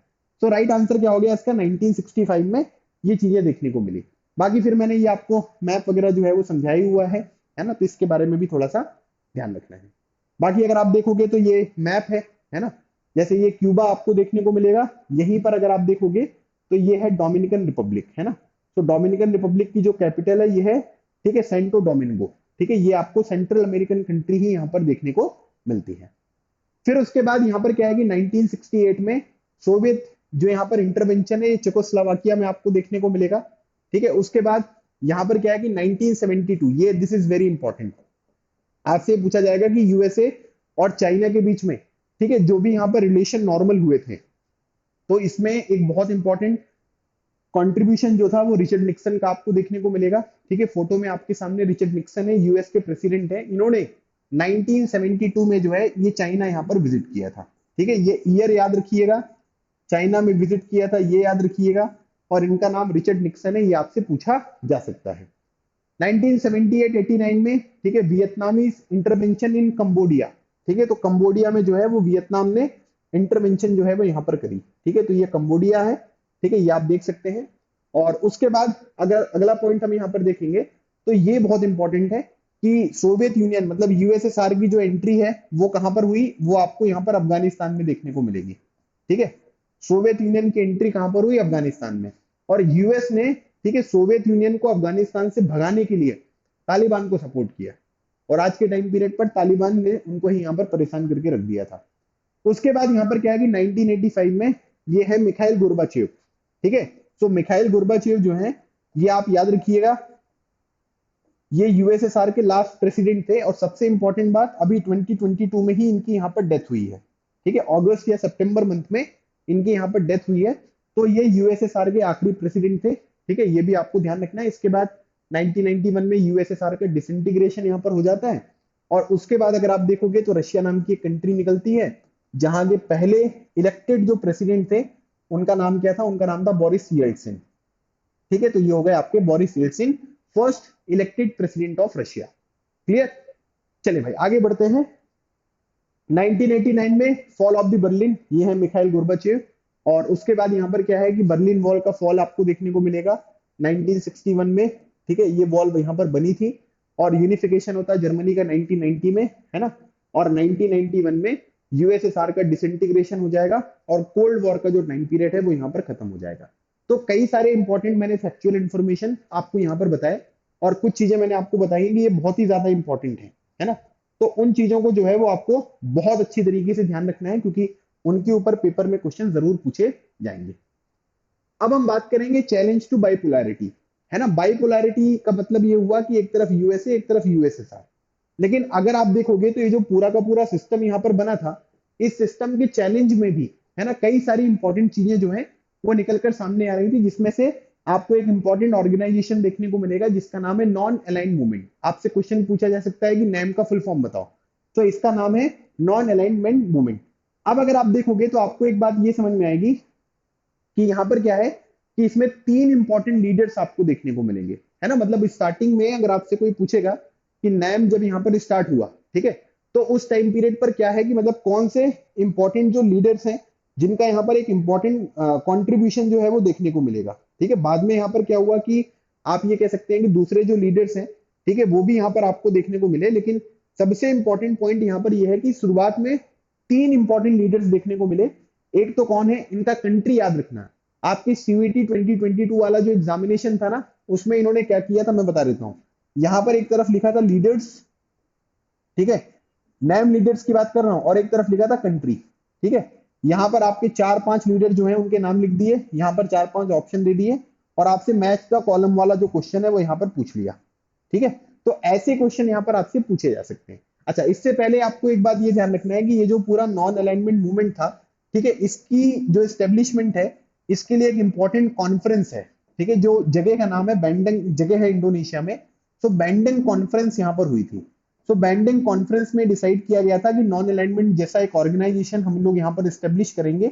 ये कॉन्फ्रेंस कब हुई थी, 1955 में आपको देखने को मिलेगी, ठीक है। तो यहाँ पर क्या है कि ये जोसेफ ब्रॉस टीटो हैं युगोस्लाविया के, इंडिया के पंडित जवाहरलाल नेहरू, इजिप्ट के जो है गामेल अब्देल नसीर, ठीक है, गामेल अब्देल नसीर की बात हम लोग यहाँ पर कर रहे हैं। और उसके बाद अगर आप देखोगे तो इंडोनेशिया के सुकार्नो आपको देखने को मिलेंगे, और घाना के जो है यहाँ पर ये क्वेन नकरमा जो है ये आपको देखने को मिलते हैं। मतलब आप ये मान सकते हैं कि टोटल 5 फाउंडिंग मेंबर्स हैं जो नॉन अलाइनमेंट मूवमेंट के देखने को मिलते हैं, ठीक है। क्या याद रखना है, टीटो साहब युगोस्लाविया के थे, पंडित जवाहरलाल नेहरू इंडिया के थे, ठीक है, गमेल अब्देल नसीर जो है वो इजिप्ट के आपको देखने को मिलेंगे। इजिप्ट की कैपिटल जो है वो कायरो है, वहां पर आपको नाइल रिवर जो है वो देखने को मिलती है, ठीक है। फिर इंडोनेशिया के सुकार्नो देखने को मिलते हैं, और नकुरमा साहब जो है ये घाना के देखने को मिलेंगे, ठीक है। So these 5 leaders came to be known as the 5 founders of NAM, ठीक है। आपसे क्वेश्चन यही पूछा जाएगा, या तो पूछ लेंगे कि क्वेम नकुरमा जो है वो कहाँ के थे, तो घाना के थे। या तो क्वेश्चन आपको मैच करने को आ सकता है कि मैच करने को दे देंगे कि भाई बताइए, है ना, इनमें से कौन सी कहां से कंट्री से बिलोंग करते हैं, तो ये आपको ध्यान रखना है। अच्छा, अब यहाँ पर जो बैंडन कॉन्फ्रेंस है 1955 की है। अब इनकी जो पहली मीटिंग यहाँ पर हुई है ना, वो कब हुई थी, 1961 में। और 1961 की जो पहली समिट हुई थी वो कहां पर हुई थी, ये बेलग्रेड में हुई थी। और आज के टाइम पीरियड पर बेलग्रेड जो है ना, वो सर्बिया की कैपिटल है, क्योंकि युगोस्लाविया का बहुत डिवीजन आपको देखने को मिला। पहले युगोस्लाविया था, लेकिन बाद में युगोस्लाविया से बहुत सारी कंट्रीज यहाँ पर निकलकर सामने आई। तो आज के टाइम पीरियड पर बेलग्रेड जो है वो सर्बिया की कैपिटल है, और यहाँ से एक बहुत ही फेमस टेनिस प्लेयर निकलकर सामने आते हैं जिनका नाम है नोवाक जोकोविक, ठीक है। सो पहली समिट कब हुई थी, 1961 में।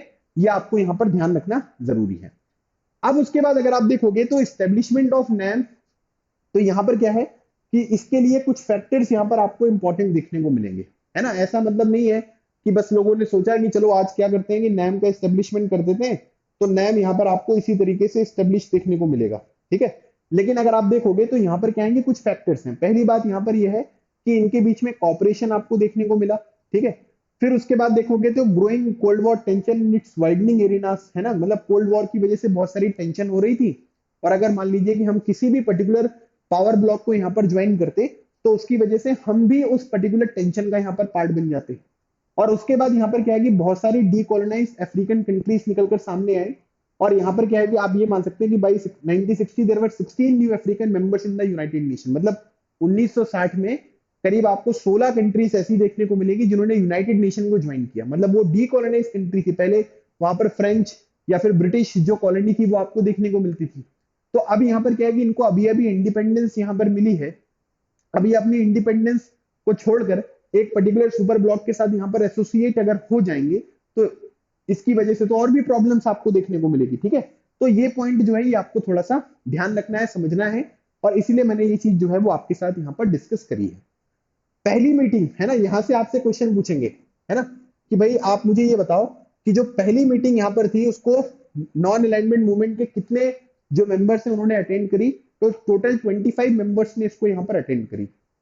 फिर बाद में अगर आप देखोगे तो यहाँ पर नैन की मेंबरशिप जो है वो आपको बढ़ती हुई दिखाई देगी। आज के टाइम पीरियड पर करीब 120 मेंबर स्टेट्स और 20 ऑब्जर्वर कंट्रीज आपको देखने को मिलते हैं। ऑब्जर्वर कंट्रीज का मतलब ये है कि नॉन परमानेंट मेंबर्स हैं, लेकिन जो मीटिंग्स वगैरह होती है उसको ये लोग यहाँ पर अटेंड करते हैं। अभी इसकी जो 18th समिट हुई है, बहुत इंपॉर्टेंट क्वेश्चन है, याद रखिएगा, आपसे एग्जामिनेशन में डेफिनेटली पूछा जाएगा। बुक में अगर अपडेटेड नहीं है तो आप अपडेट कर लीजिएगा। यहाँ पर क्या है कि जो लेटेस्ट मीटिंग यहाँ पर हुई है ना, वो 18th समिट हुई है। कब हुई थी? यहाँ पर 2019 में। और आज़रबाईजान में जो है ये आपको देखने को मिलेगा। आज़रबाईजान जो है इसकी कैपिटल क्या है? इसकी कैपिटल है यहाँ पर आपकी बाकू, ठीक है। तो वहां पर आपको ये मीटिंग देखने को मिली थी। तो नॉन अलाइनमेंट मूवमेंट के बारे में कुछ बेसिक इंफॉर्मेशन आपको ध्यान रखना है। बाकी आप देख सकते हैं इन लोगों की फोटो है ना, ये है जोसेफ ब्रोज टीटो, ये प्रेसिडेंट थे यूगोस्लाविया के, ठीक है। और उसके बाद यहाँ पर क्या है, तो बस कुछ बेसिक बेसिक इंफॉर्मेशन याद रखनी है। इनका टाइम पीरियड वगैरह याद नहीं रखना है कि कब इनका जन्म हुआ था और डेथ वगैरह कब हुई थी, ये सब इंपॉर्टेंट नहीं है। जवाहरलाल नेहरू जी है ना, first prime minister of India, और इन्होंने भी यहाँ पर बहुत सारा जो है इंपॉर्टेंट कंट्रीब्यूशन दिया था। और कई लोग बोलते हैं कि भाई जो नॉन अलाइनमेंट मूवमेंट को नाम यहाँ पर दिया गया था ना, वो पंडित जवाहरलाल नेहरू जी ने ही इसका नाम यहाँ पर दिया था। फिर ये है गमेल अब्देल नसेर, ठीक है, आप ये फोटो में देख सकते हैं, ये इजिप्ट से बिलोंग करते हैं। और इजिप्ट में ही अगर आप देखोगे तो यहाँ पर क्या है कि आपको जो स्वेस कैनल वगैरह है, ठीक है, ये आपको देखने को मिलेगी, ठीक है। और स्वेस कैनल से एक इंपॉर्टेंट चीज मुझे यहाँ पर याद आ गई है कि जो स्वेस कैनल है ये यहाँ पर क्या करती है कि रेड सी को, ठीक है, रेड सी को यहाँ पर क्या करती है, किससे कनेक्ट करती है? इसको कनेक्ट करती है मेडिटरेनियन सी से, ठीक है। तो मेडिटरेनियन जो सी है उससे यहाँ पर इसको कनेक्ट करती है।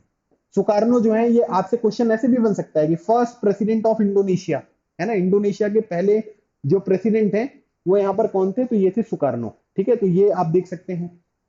तो उसके बाद यहाँ पर ये अरब वर्ल्ड है ना, अरब वर्ल्ड, जैसे यहाँ पर आपको एक चीज ये दिया गया है ना, आप ये देखोगे तो यहाँ पर क्या बोला गया है कि ruled Egypt from 1952 to 1970, espoused the cause of Arab nationalism, है ना। तो ये अरब नेशनलिज्म है, तो अरब वर्ल्ड है, जो येलो कलर में आपको देखने को मिल रहा है ना, ये पूरा का पूरा अरब वर्ल्ड है, ठीक है। जैसे आप लोगों ने अरब स्प्रिंग के बारे में सुना होगा, है ना, अरब स्प्रिंग कहाँ से स्टार्ट हुआ था? ट्यूनिशिया से। तो जो डिक्टेटरशिप वगैरह वहां पे चल रही थी उसको खत्म करके डेमोक्रेसी जो है उसको स्टेब्लिश करना था, ये उनका मेन पर्पस था, ठीक है।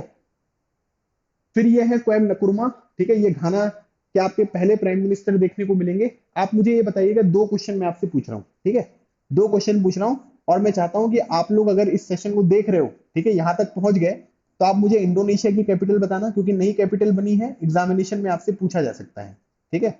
इंडोनेशिया की कैपिटल बता दो और घाना की कैपिटल बता दो, ठीक है। इन दोनों की कैपिटल जो है आपको मुझे कमेंट सेक्शन में बताना है कि इन दोनों की कैपिटल यहाँ पर क्या है। बाकी सब चीजें तो मैं आपके साथ डिस्कस कर ही रहा हूँ, ठीक है।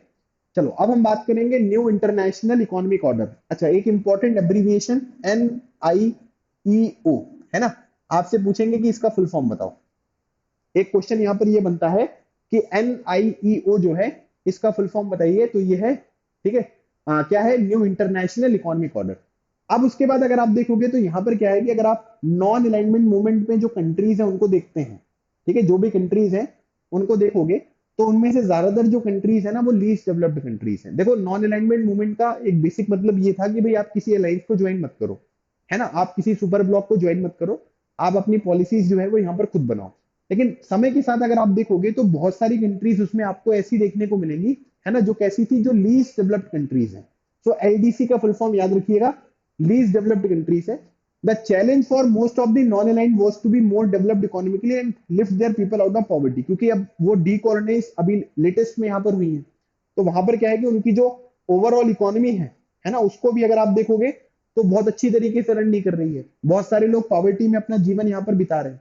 तो इसकी वजह से क्या है कि चीजें जो है वो बहुत ज्यादा डिफिकल्ट हो गई थी। तो लोगों को पॉवर्टी से बाहर निकालना, अपनी इकोनॉमिक कंडीशंस जो है इनको इंप्रूव करना, ये सब एक इंपॉर्टेंट फैक्टर यहाँ पर प्ले कर रहे थे। अब उसके बाद अगर आप देखोगे तो इकोनॉमिक डेवलपमेंट जो है वो जो जो नई नई यहाँ पर इंडिपेंडेंट कंट्रीज आपको देखने को मिलती थी, उनके लिए अगर आप देखोगे तो इकोनॉमिक जो यहाँ पर क्या था, डेवलपमेंट था, वो बहुत इंपॉर्टेंट रोल यहाँ पर प्ले करता है। ठीक है, without sustain development country could not be truly free, है ना, मतलब अगर वहां पर सही तरीके से लगातार डेवलपमेंट नहीं होगा तो फिर आप कैसे फ्री रहोगे, है ना। आप तो आज के टाइम पीरियड पर भी दूसरी कंट्रीज के ऊपर ही डिपेंडेंट हो, उनसे ही सामान वगैरह यहाँ पर मंगा रहे हो, तो कैसे आप अपने आप को जो इंडिपेंडेंट है वो यहाँ पर कर पाओगे। और इसके लिए हमको यहाँ पर क्या है कि मतलब आप ये कह सकते हैं कि इट वुड रिमेन डिपेंडेंट, वही जो मैंने आपको बताया कि आप रिचर कंट्रीज के ऊपर डिपेंडेंट रहेंगे और वहीं से जो सामान वगैरह है वो सब चीजें मंगाते रहोगे। तो इसीलिए यहाँ पर क्या हुआ कि न्यू इंटरनेशनल इकोनॉमिक ऑर्डर वगैरह जो है, ठीक है, ये चीजें निकल कर सामने आई। और ये क्वेश्चन आपसे यहाँ पर बनेगा, ठीक है, ये जो क्वेश्चन है ना सेकंड वाला पॉइंट, ये बनेगा कि United nation conference on trade and development, पहली बात आपसे ये पूछेंगे कि यूएनसीटीएडी, है ना, इसका फुल फॉर्म बताओ। ठीक है, समझ गए आप। एक क्वेश्चन आपसे, एक क्वेश्चन ये पूछा जाएगा कि यूएनसीटीएडी जो है, ठीक है, इसका यहाँ पर फुल फॉर्म जो है वो यहाँ पर क्या है। तो इसका फुल फॉर्म अगर आप देखोगे तो ये है United nation conference on trade and development. ठीक है, एक तो ये पॉइंट जो है ये आपको ध्यान रखना बहुत जरूरी है, इसके ऊपर क्वेश्चन आपसे पेपर में पूछा जा सकता है। दूसरी बात अगर आप देखोगे तो इन्होंने यहाँ पर क्या किया कि एक रिपोर्ट जो है वो 1972 में जो है, ठीक है, वो लेकर आए। और इनका इस पर्टिकुलर रिपोर्ट का जो टाइटल था वो क्या था, towards a new trade policy for development, है ना, towards a new trade policy for development जो है ये आपको देखने को मिलेगा। बाकी यूएनसीटीएडी का हेडक्वार्टर अगर आप देखोगे तो जिनेवा में है। जिनेवा एक शहर है जो कि आपको स्विट्जरलैंड में देखने को मिलेगा, लेकिन स्विट्जरलैंड की कैपिटल बर्न है। तो याद रखिएगा, United nation conference on trade and development 1972 में एक रिपोर्ट आती है, towards a new trade policy for development. और ये किसके लिए है, ये जो लीस्ट डेवलप यहाँ पर कंट्रीज देखने को मिलेंगी ना, इनको अपलिफ्ट करने के लिए यहाँ पर बनाया गया। फिर बाद में अगर आप देखोगे तो यहाँ पर क्या है कि समय के साथ पहले लोगों को समझ में नहीं आ रहा था कि किस तरीके से ये जो पूरा का पूरा नॉन अलाइनमेंट मूवमेंट है ये यहाँ पर आगे बढ़ेगा, इनका बेसिक मोटिव यहाँ पर क्या रहेगा, किस तरीके से आपको काम करते हुए दिखाई देंगे। लेकिन बाद में अगर आप देखोगे तो चीजें यही हुई कि भाई जो लीस्ट डेवलप्ड कंट्रीज है उनको वेस्टर्न कंट्रीज की मार्केट का एक्सेस मिले, है ना, टेक्नोलॉजी जो है वो ट्रांसफर आपको होती हुई दिखाई दे, तो इससे ओवरऑल डेवलपमेंट होगा। अब उसके बाद अगर आप देखोगे तो 1961 में इकोनॉमिक इश्यूज जो है वो बहुत ज्यादा, है ना, पहली मीटिंग में ये चीज इंपॉर्टेंट नहीं थी कि हमें अपना इकोनॉमिक अपलिफ्टमेंट यहाँ पर करना है। लेकिन अगर आप देखोगे तो यहाँ पर क्या है कि बाद में मोस्ट इंपॉर्टेंट इश्यूज यहाँ पर क्या बन गए 1970s में, अगर आप देखोगे तो कैसे हम लीस्ट डेवलप्ड कंट्रीज को जो है वो थोड़ा सा इंप्रूव कर सकते हैं, इन सब चीजों के ऊपर यहाँ पर बात होने लग गई। और उसी वजह से यहाँ पर बोला गया है कि नैम जो है एक इकोनॉमिक प्रेशर ग्रुप यहाँ पर बन गया कि जो लीस्ट डेवलप्ड कंट्रीज है उनको भी अलग अलग तरीके की फैसिलिटीज वगैरह यहाँ पर मिलनी चाहिए, ताकि उनको भी हम अच्छे बड़े स्केल पर जो है वो आगे लेकर जा सके। अब हमारा अगला जो पॉइंट होगा उसमें हम बात करेंगे India and the cold war, है ना, India and the cold war वाला जो पॉइंट है ये अब हम यहाँ पर डिस्कस करेंगे। लेकिन सबसे पहले मुझे ये बताओ कि अभी तक जो मैंने आपके साथ डिस्कशन किया ये सारी चीजें आपको समझ में आ गई कि नहीं। तो इसको ना आप कमेंट सेक्शन में मेंशन करके बताना कि हाँ सर सब कुछ समझ में आ गया, और एक थम्स अप भी यहाँ पर दे देना। बस 2 मिनट में फिर हम इसके आगे का जो पार्ट है इसको हम यहाँ पर स्टार्ट करते हैं। तब तक आप लोग भी पानी पी लीजिए, ठीक है, मैं भी एक बार पानी पी लेता हूँ। और फिर इसके बाद आगे फिर हम India and the cold war वाला जो डिस्कशन है इसको यहाँ पर कंटिन्यू करेंगे।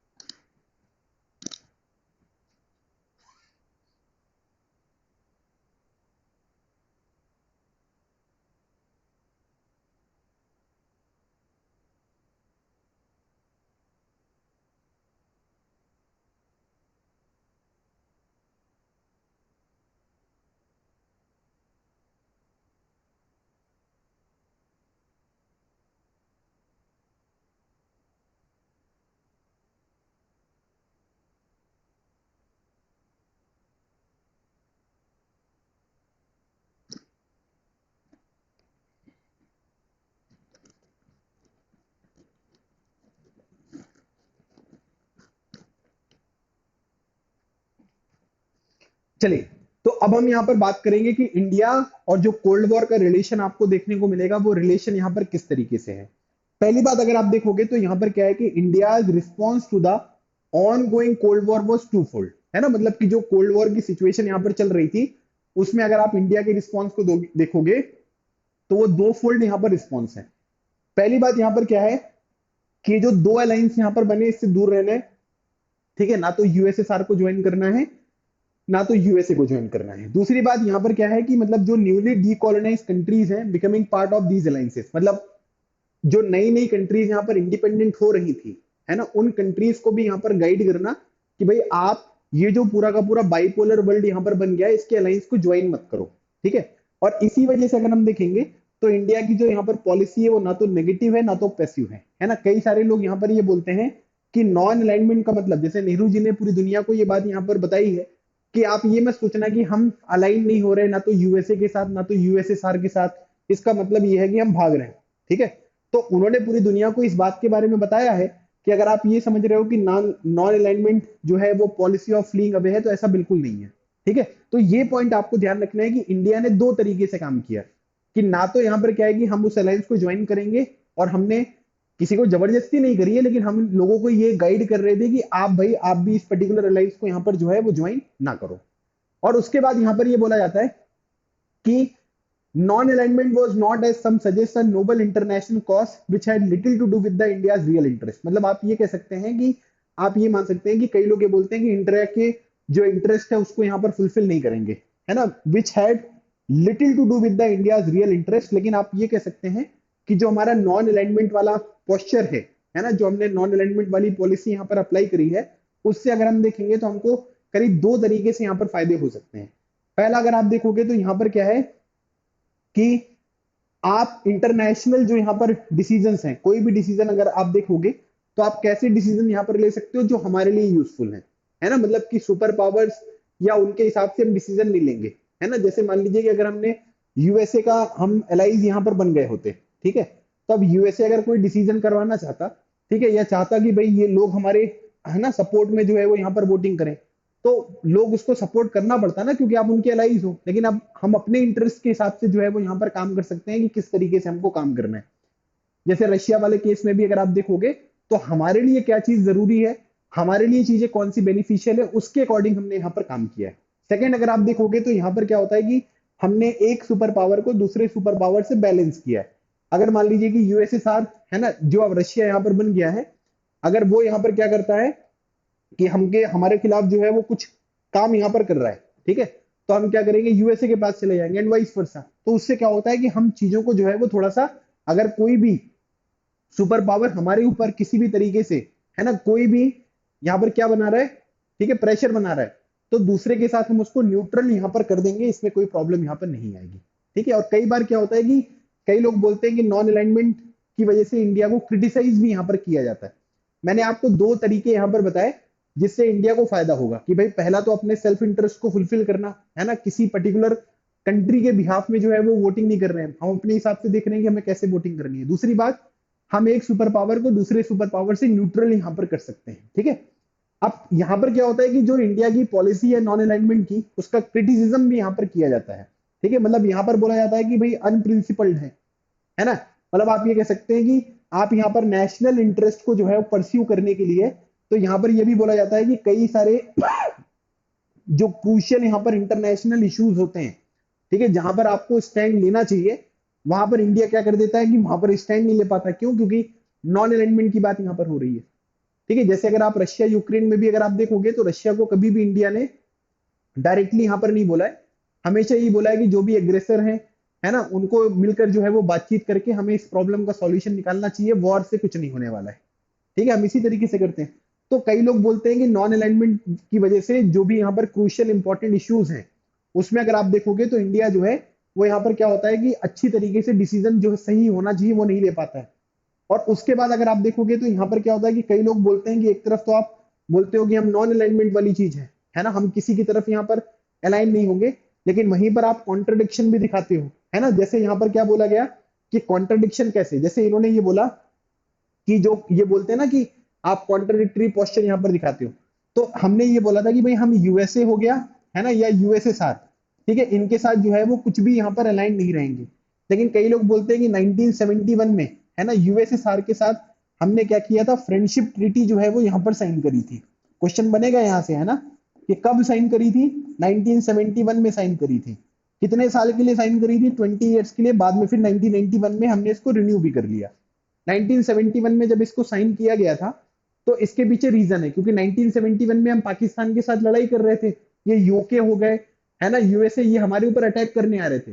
ये लोग पाकिस्तान का सपोर्ट कर रहे थे, और उसी चीज को कंट्रोल करने के लिए हमने यूएसएसआर के साथ जो ये फ्रेंडशिप ट्रीटी है 20 ईयर्स के लिए, वो यहाँ पर साइन की। उस टाइम पीरियड पर हमारी प्राइम मिनिस्टर थी इंदिरा गांधी जी, और यूएसएसआर के जो प्रेसिडेंट थे उनका नाम था लियोनिड ब्रेजनेव।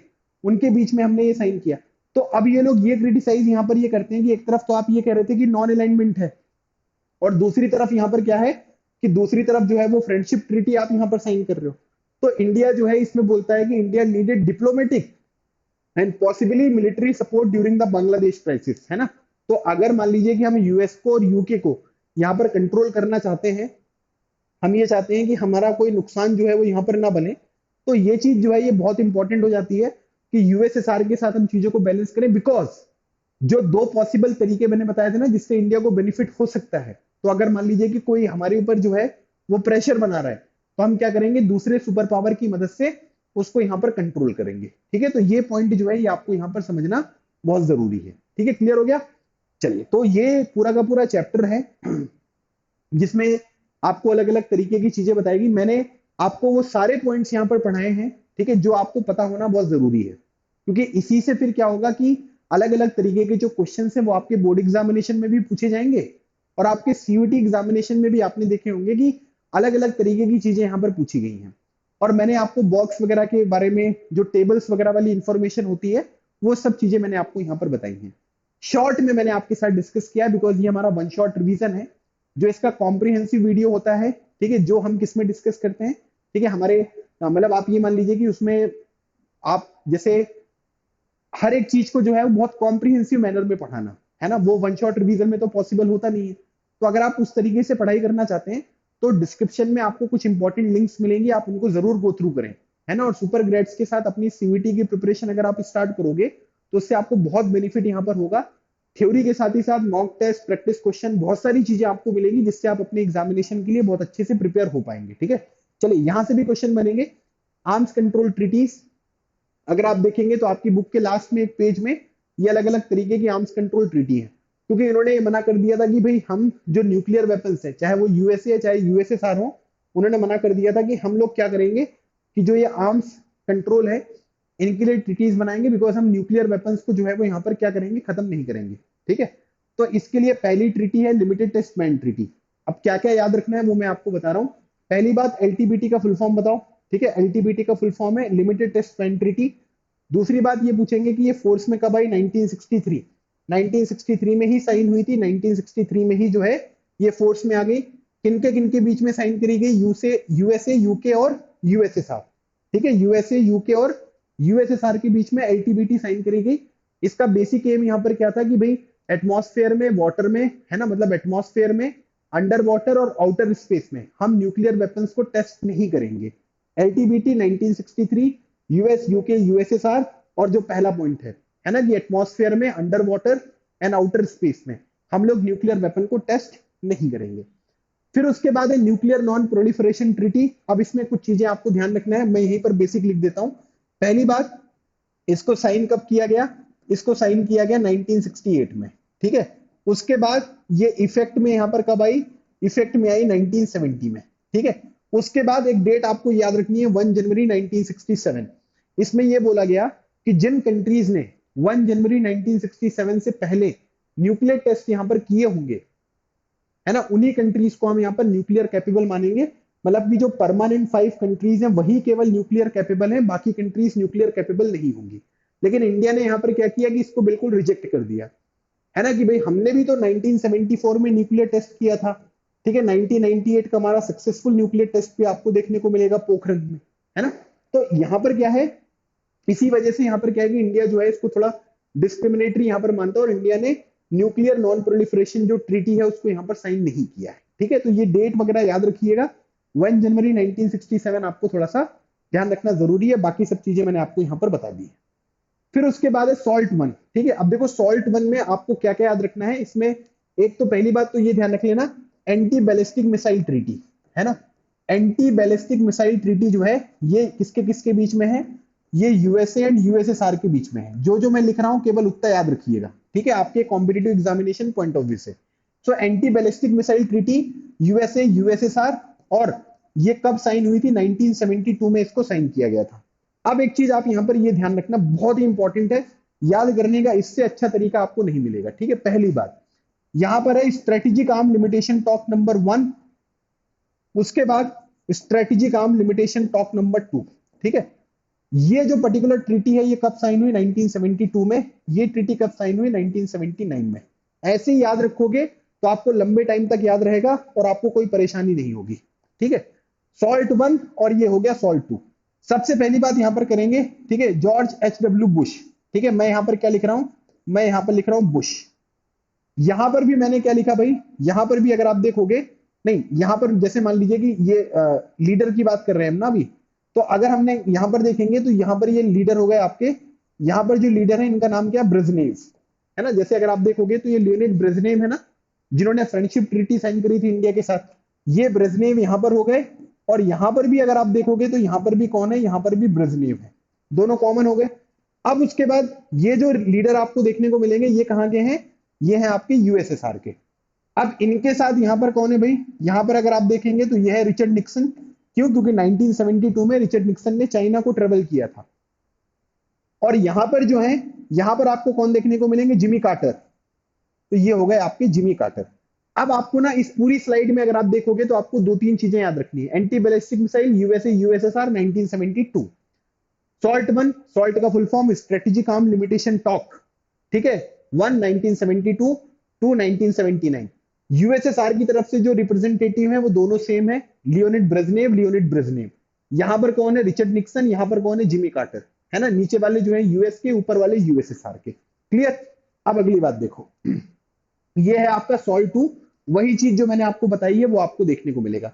एक शहर है जिसको बोलते हैं वियना, वियना में इंटरनेशनल एटॉमिक एनर्जी एजेंसी का हेडक्वार्टर है, ठीक है। इसका एस्टेब्लिशमेंट 1957 में यहां पर हुआ था। सॉल्ट टू के बारे में हमने बात कर ली है। अब हम बात करेंगे स्टार्ट वन टू, ठीक है, स्टार्ट वन और स्टार्ट टू। तो स्टार्ट वन के बारे में यहां पर बात कर लेते हैं, स्टार्ट टू के बारे में यहां पर बात कर लेते हैं। आपको इसका फुल फॉर्म याद रखना है, स्ट्रेटेजिक आर्म रिडक्शन ट्रीटी, ठीक है। ये हो गया आपका 1991, ये हो गया आपका 1993, ठीक है। 1991 में स्ट्रेटेजिक आर्म रिडक्शन ट्रीटी 1 हो गया, और दूसरा अगर आप देखोगे तो यहां पर आपको देखने को मिलेगा स्ट्रेटेजिक आर्म रिडक्शन ट्रीटी, ठीक है, नंबर 3। बात क्लियर हो गई। अब इसमें अगर आप देखोगे तो इसमें लीडर देख लेते हैं, ठीक है। तो यहां पर क्या है कि यूएस के लीडर हैं जॉर्ज H.W. बुश सीनियर, ठीक है, ये हो गए सीनियर। यहां पर भी हो गए आपके जॉर्ज H.W. बुश सीनियर, ठीक है, समझ में आ गया। ये ये हो गए यहां पर। अब उसके बाद यहां पर क्या है, जो यूएसएसआर के हैं यहां पर आपको देखने को मिलेंगे मिखाइल गोर्बाचेव, जिनकी 2022 में डेथ हुई है। और यहां पर अगर आप देखोगे तो यहां पर आपको देखने को मिलेंगे बोरिस येल्टसिन, ठीक है, ये हो गए आपके बोरिस येल्टसिन। तो ये आपको ना ईयर याद रखना है, बाकी यूएसए और यूएसएसआर के बीच में ही साइन हुई है, इसमें कोई प्रॉब्लम नहीं है। और किनके बीच में साइन हुई है ये आपसे पेपर में पूछा जा सकता है। तो इसके ऊपर भी मैं उम्मीद करता हूं कि एग्जामिनेशन में क्वेश्चन जरूर पूछे जाएंगे। तो इनको भी आप अच्छी तरीके से अगर प्रिपेयर रखोगे, है ना, तो फिर आपको कोई दिक्कत जो है वो यहाँ पर नहीं होगी। तो बताइए भाई कैसा लगा आपको ये, ठीक है, वन शॉट रिवीजन वीडियो। जो भी चीजें मैंने आपके साथ डिस्कस करी हैं, क्या वो सारी चीजें आपको समझ में आई हैं। अगर आप इस सेशन को यहाँ तक देख कर आए हो, ठीक है, तो सबसे पहले आपको बहुत बहुत मुबारक हो, है ना, क्योंकि आपने इस चैप्टर की जो भी इंपॉर्टेंट चीजें हैं जो एग्जामिनेशन में पूछी जा सकती हैं वो सब चीजें पढ़ ली हैं। अब अगर आप कोई भी एमसीक्यूज वगैरह सॉल्व करोगे तो मुझे लगता है कि आप ज्यादातर क्वेश्चंस के आंसर यहां पर कर पाएंगे, ठीक है। तो सबसे पहले वीडियो को लाइक करें, अपने दोस्तों के साथ भी इस वीडियो को जरूर शेयर करें, ताकि ज्यादा से ज्यादा लोग इस प्रोडक्टिव लेक्चर की मदद से अपने इस कोल्ड वॉर एरा वाले चैप्टर को बहुत अच्छी तरीके से प्रिपेयर कर सकें। आप और कौन से चैप्टर के वन शॉट रिवीजन वीडियो चाहते हैं ऑन प्रायोरिटी बेसिस, इसे आपको कमेंट सेक्शन में लिखना होगा, तभी हमें पता चलेगा कि आपको किस तरीके की चैप्टर्स की यहाँ पर रिक्वायरमेंट है। बाकी आप सुपर ग्रेड्स की वेबसाइट जरूर विजिट करें, आपको लिंक जो है वो डिस्क्रिप्शन में यहाँ पर मिल जाएगी। वहां पर आप कुछ डिटेल्स को फिल करके ठीक है, अपने जो भी यहाँ पर फ्री स्टडी मटेरियल होते हैं उनको भी डाउनलोड कर सकते हैं आप। हमारे कोर्सेज भी जरूर देखिए, है ना। और उससे भी आपको ना बहुत सारी चीजें सीखने को मिलेगी। आप हमारे कोर्सेज में इनरोल करके अपनी प्रिपरेशन बहुत अच्छी तरीके से कर सकते हैं, बिकॉज जितने भी ह्यूमैनिटीज के यहाँ पर सब्जेक्ट होते हैं, इस बार की सीयूईटी एग्जामिनेशन में 100 परसेंटाइल जो है वो हमने यहाँ पर स्कोर किया है। हमारे पास सभी सब्जेक्ट के 100 परसेंटाइल वाले स्टूडेंट्स हैं। ह्यूमैनिटीज की प्रिपरेशन, कॉमर्स की प्रिपरेशन, साइंस स्ट्रीम की प्रिपरेशन, जनरल टेस्ट, इंग्लिश की प्रिपरेशन, सब कुछ का एक वन शॉट जो यहाँ पर आपको एक सॉल्यूशन मिलेगा, वो आपको सुपर ग्रेड्स पर मिलेगा। तो आप हमारी वेबसाइट जरूर विजिट करें। बस आपको डिस्क्रिप्शन ओपन करके लिंक को ओपन करना है और सारी चीजें आपको यहाँ पर पता चल जाएंगी। तो ये था हमारा complete discussion, one shot revision video, ठीक है, कोल्ड वॉर एरा का। एंड आई होप आपको सारी चीजें बहुत अच्छी तरीके से समझ में आ गई होंगी। कोई भी डाउट होता है, परेशानी होती है, दिक्कत होती है, तो आप मुझे जरूर बताइएगा। अगले सेशन में एक नए टॉपिक के साथ मैं आपसे फिर मिलूंगा। तब तक keep smiling and keep preparing. लगे रहो, एग्जाम क्लियर करो। Thank you so much. जय हिंद।